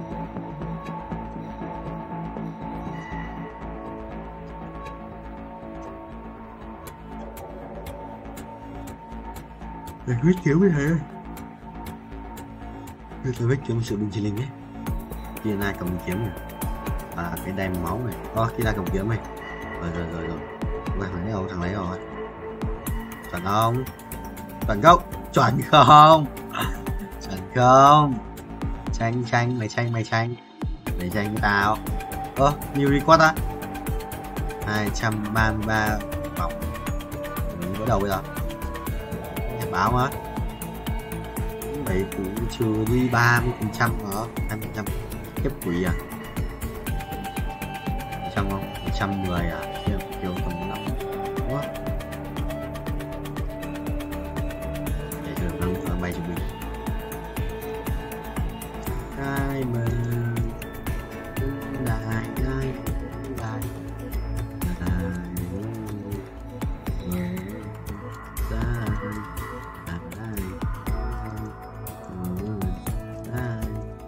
mày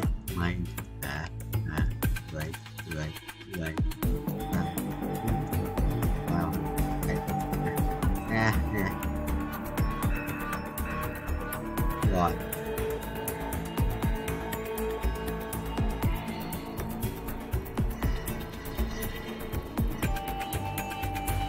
chút hiện tại wow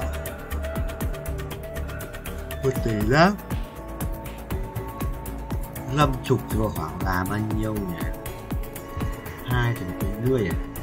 5 thì vào 250.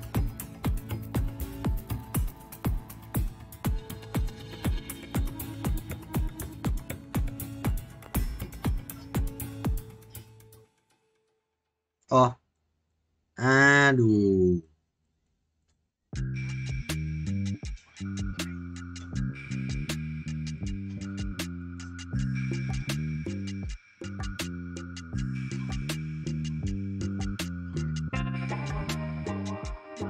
mày được không?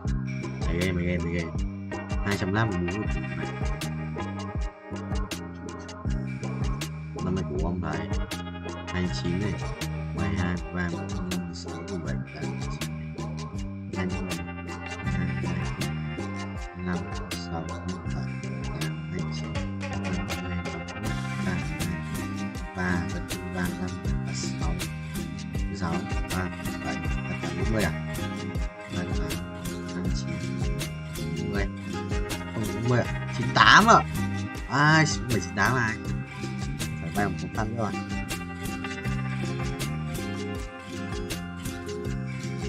What the hell? Dress change করতেছিস? চেঞ্জ করিস না, চল একটা টিকটক বানাই। টিকটক? হ্যাঁ টিকটক, চল।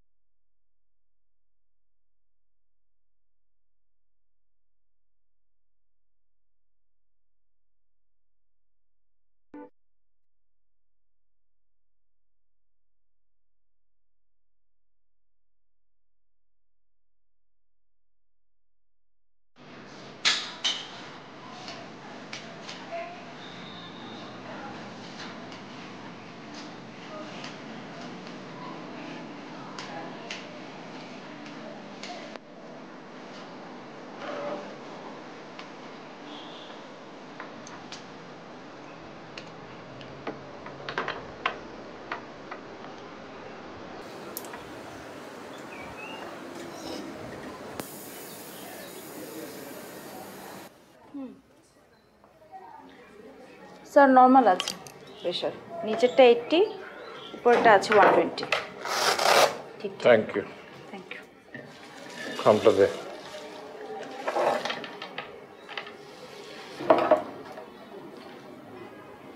স্যার এটা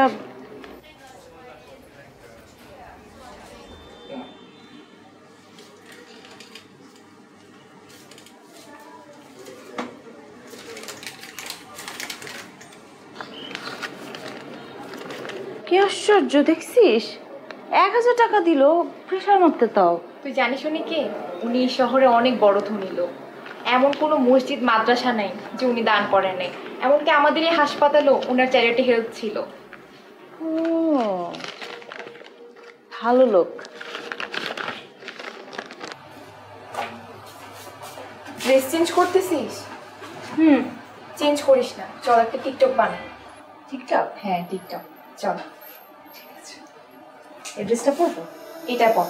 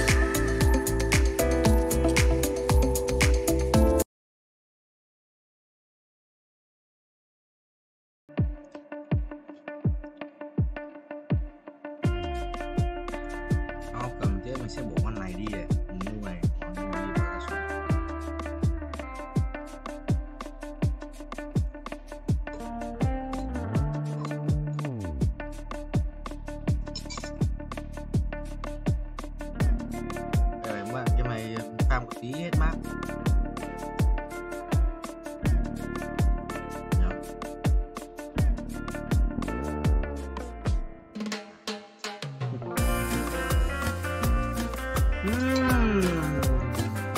Cái giá một cái món rất là phun rồi. Làm ra huyền giá này. Huyền đủ rất đại.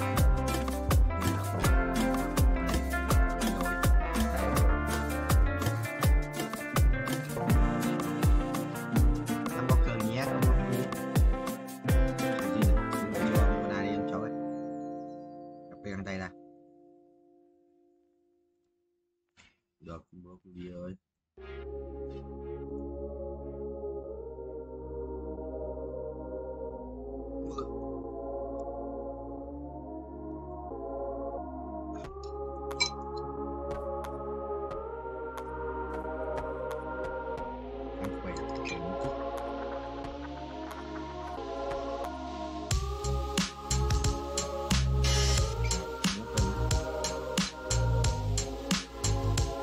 Ba broccoli này cam nhá. Giờ mình sẽ farm rất nhiều lucky block. Mình chỉ ra vào kim cương thôi.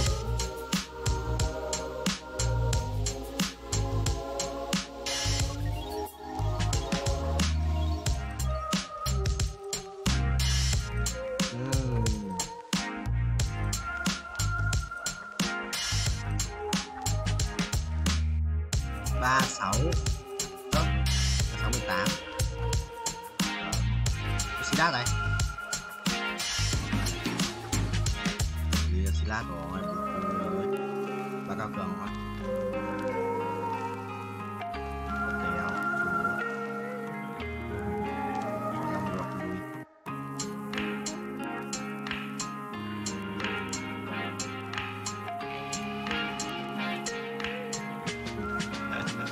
nghe gỏi nhỉ.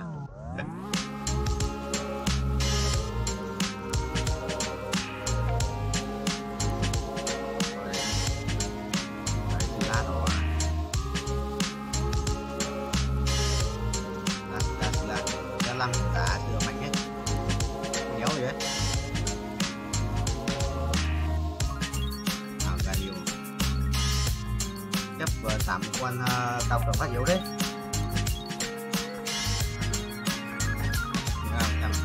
25% với sửa mạnh hết, sửa là vẫn mạnh, đâu chết đéo không, con Diana giờ đéo chết là chưa hiểu, đầu đời lại kiểu cái rồi.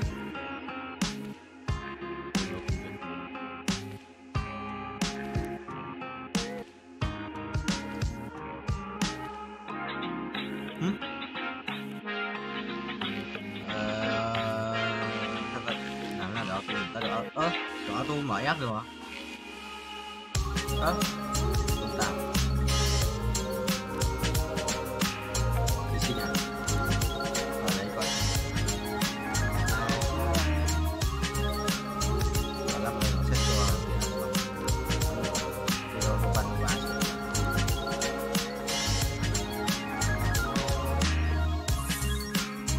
Đây không phải broccoli. Đây không phải broccoli.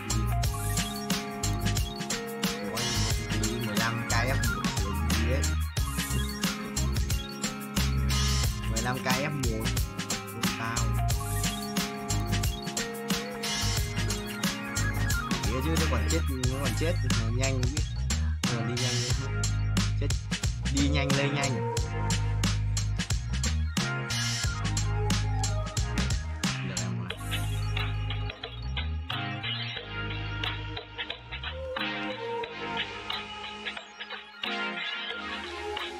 Đấy à.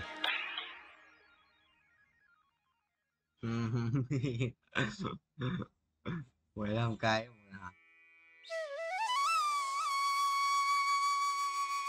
quỷ quý nhỉ.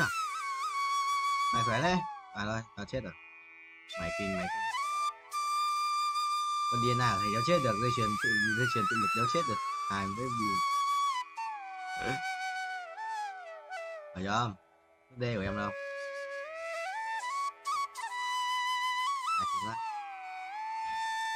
Cho thầy quỷ quá là cho tôi luôn. Yes, nó nhận ra thầy một ác quỷ game. Trời ơi. Nói mà con đấy. Mình rất khỏe anh nhé. Tao rất khỏe mà nếu hiểu. Phải chịu.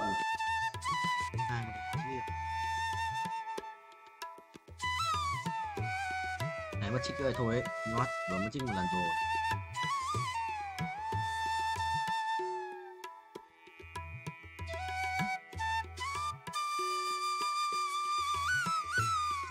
Tháng này em ngủ không vậy? Hai cái túi tượng ạ. Vẫn ấn khẩu như. Rồi. Đây thả lá có phải thả lá cũng có những hôm tỏi quay nhiều ấy. Thả lá có một hôm tỏi quay muộn ấy. Mới xong được không thì không. Nhưng mình ở trên Hà Nội thì trước 10 năm cũng xong được. Không biết đầu ba tại hôm qua quay được mỗi tí. Hôm qua mỗi tí hôm qua quay mất một gần 2 tiếng chứ. Bị lết. Bị lỗi cái viết ấy, 1 tiếng 40 ấy. Biết sao anh cầm tiết cứu không cứu được.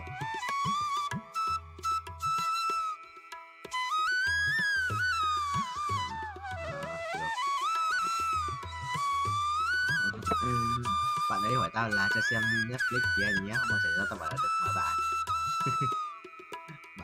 bạn này nào nữa, bạn mới cái người mới chửi bạn của tao hôm qua.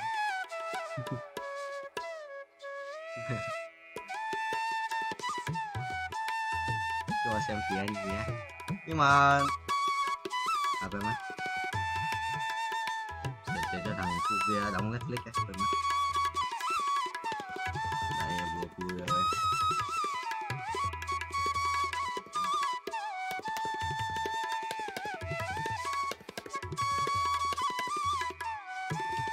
Rất nhiều tiền. Em cứ đi đoàn cho nên nấu xí.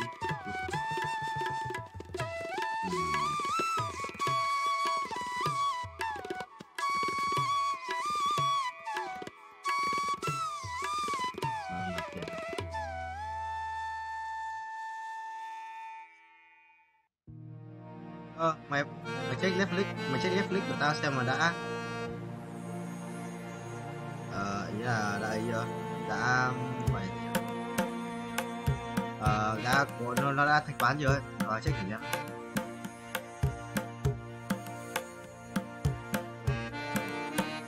Đây tao chuyển không.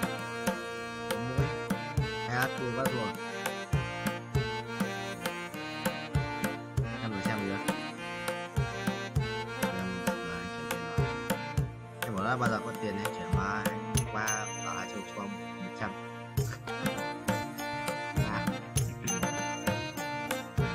Ôi kìa lại nó phải đủ anh bỏ qua kìa. Anh bỏ qua là anh cũng phải đủ. Anh có đủ Pandora. Anh ấn nhầm vào lỗi Pandora.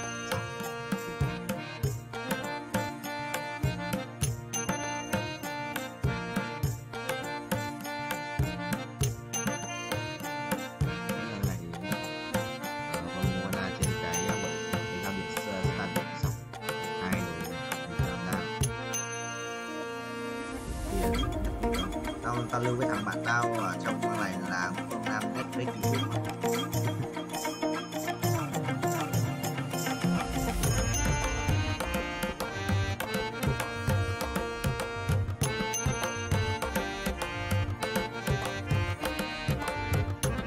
về chơi hát chắc là phải chít một đêm rồi luôn.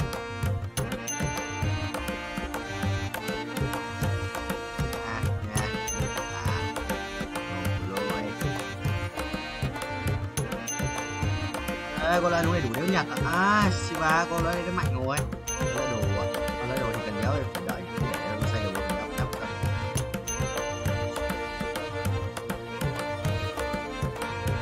Con đồ xét rồi nhỉ. Học lên mắt lên map ấy. Hay quá nhiều tiền này.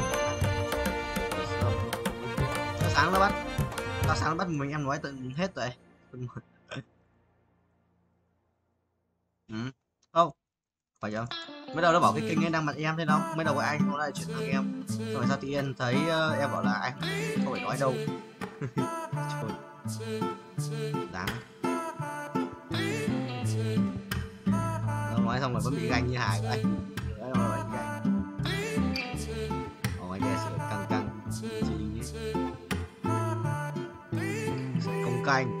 công canh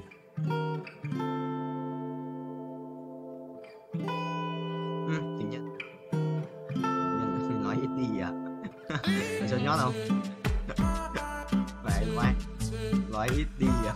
Cái lúc mà ông anh kia bảo là đi đi anh người tưởng là Hoàng Tuấn nói tại lúc ấy cái tính to đùng anh tưởng Hoàng Tuấn nói, lúc cái tính to anh tưởng là anh gần mic nói với cả giọng lúc ấy không phân biệt được nói cái DIT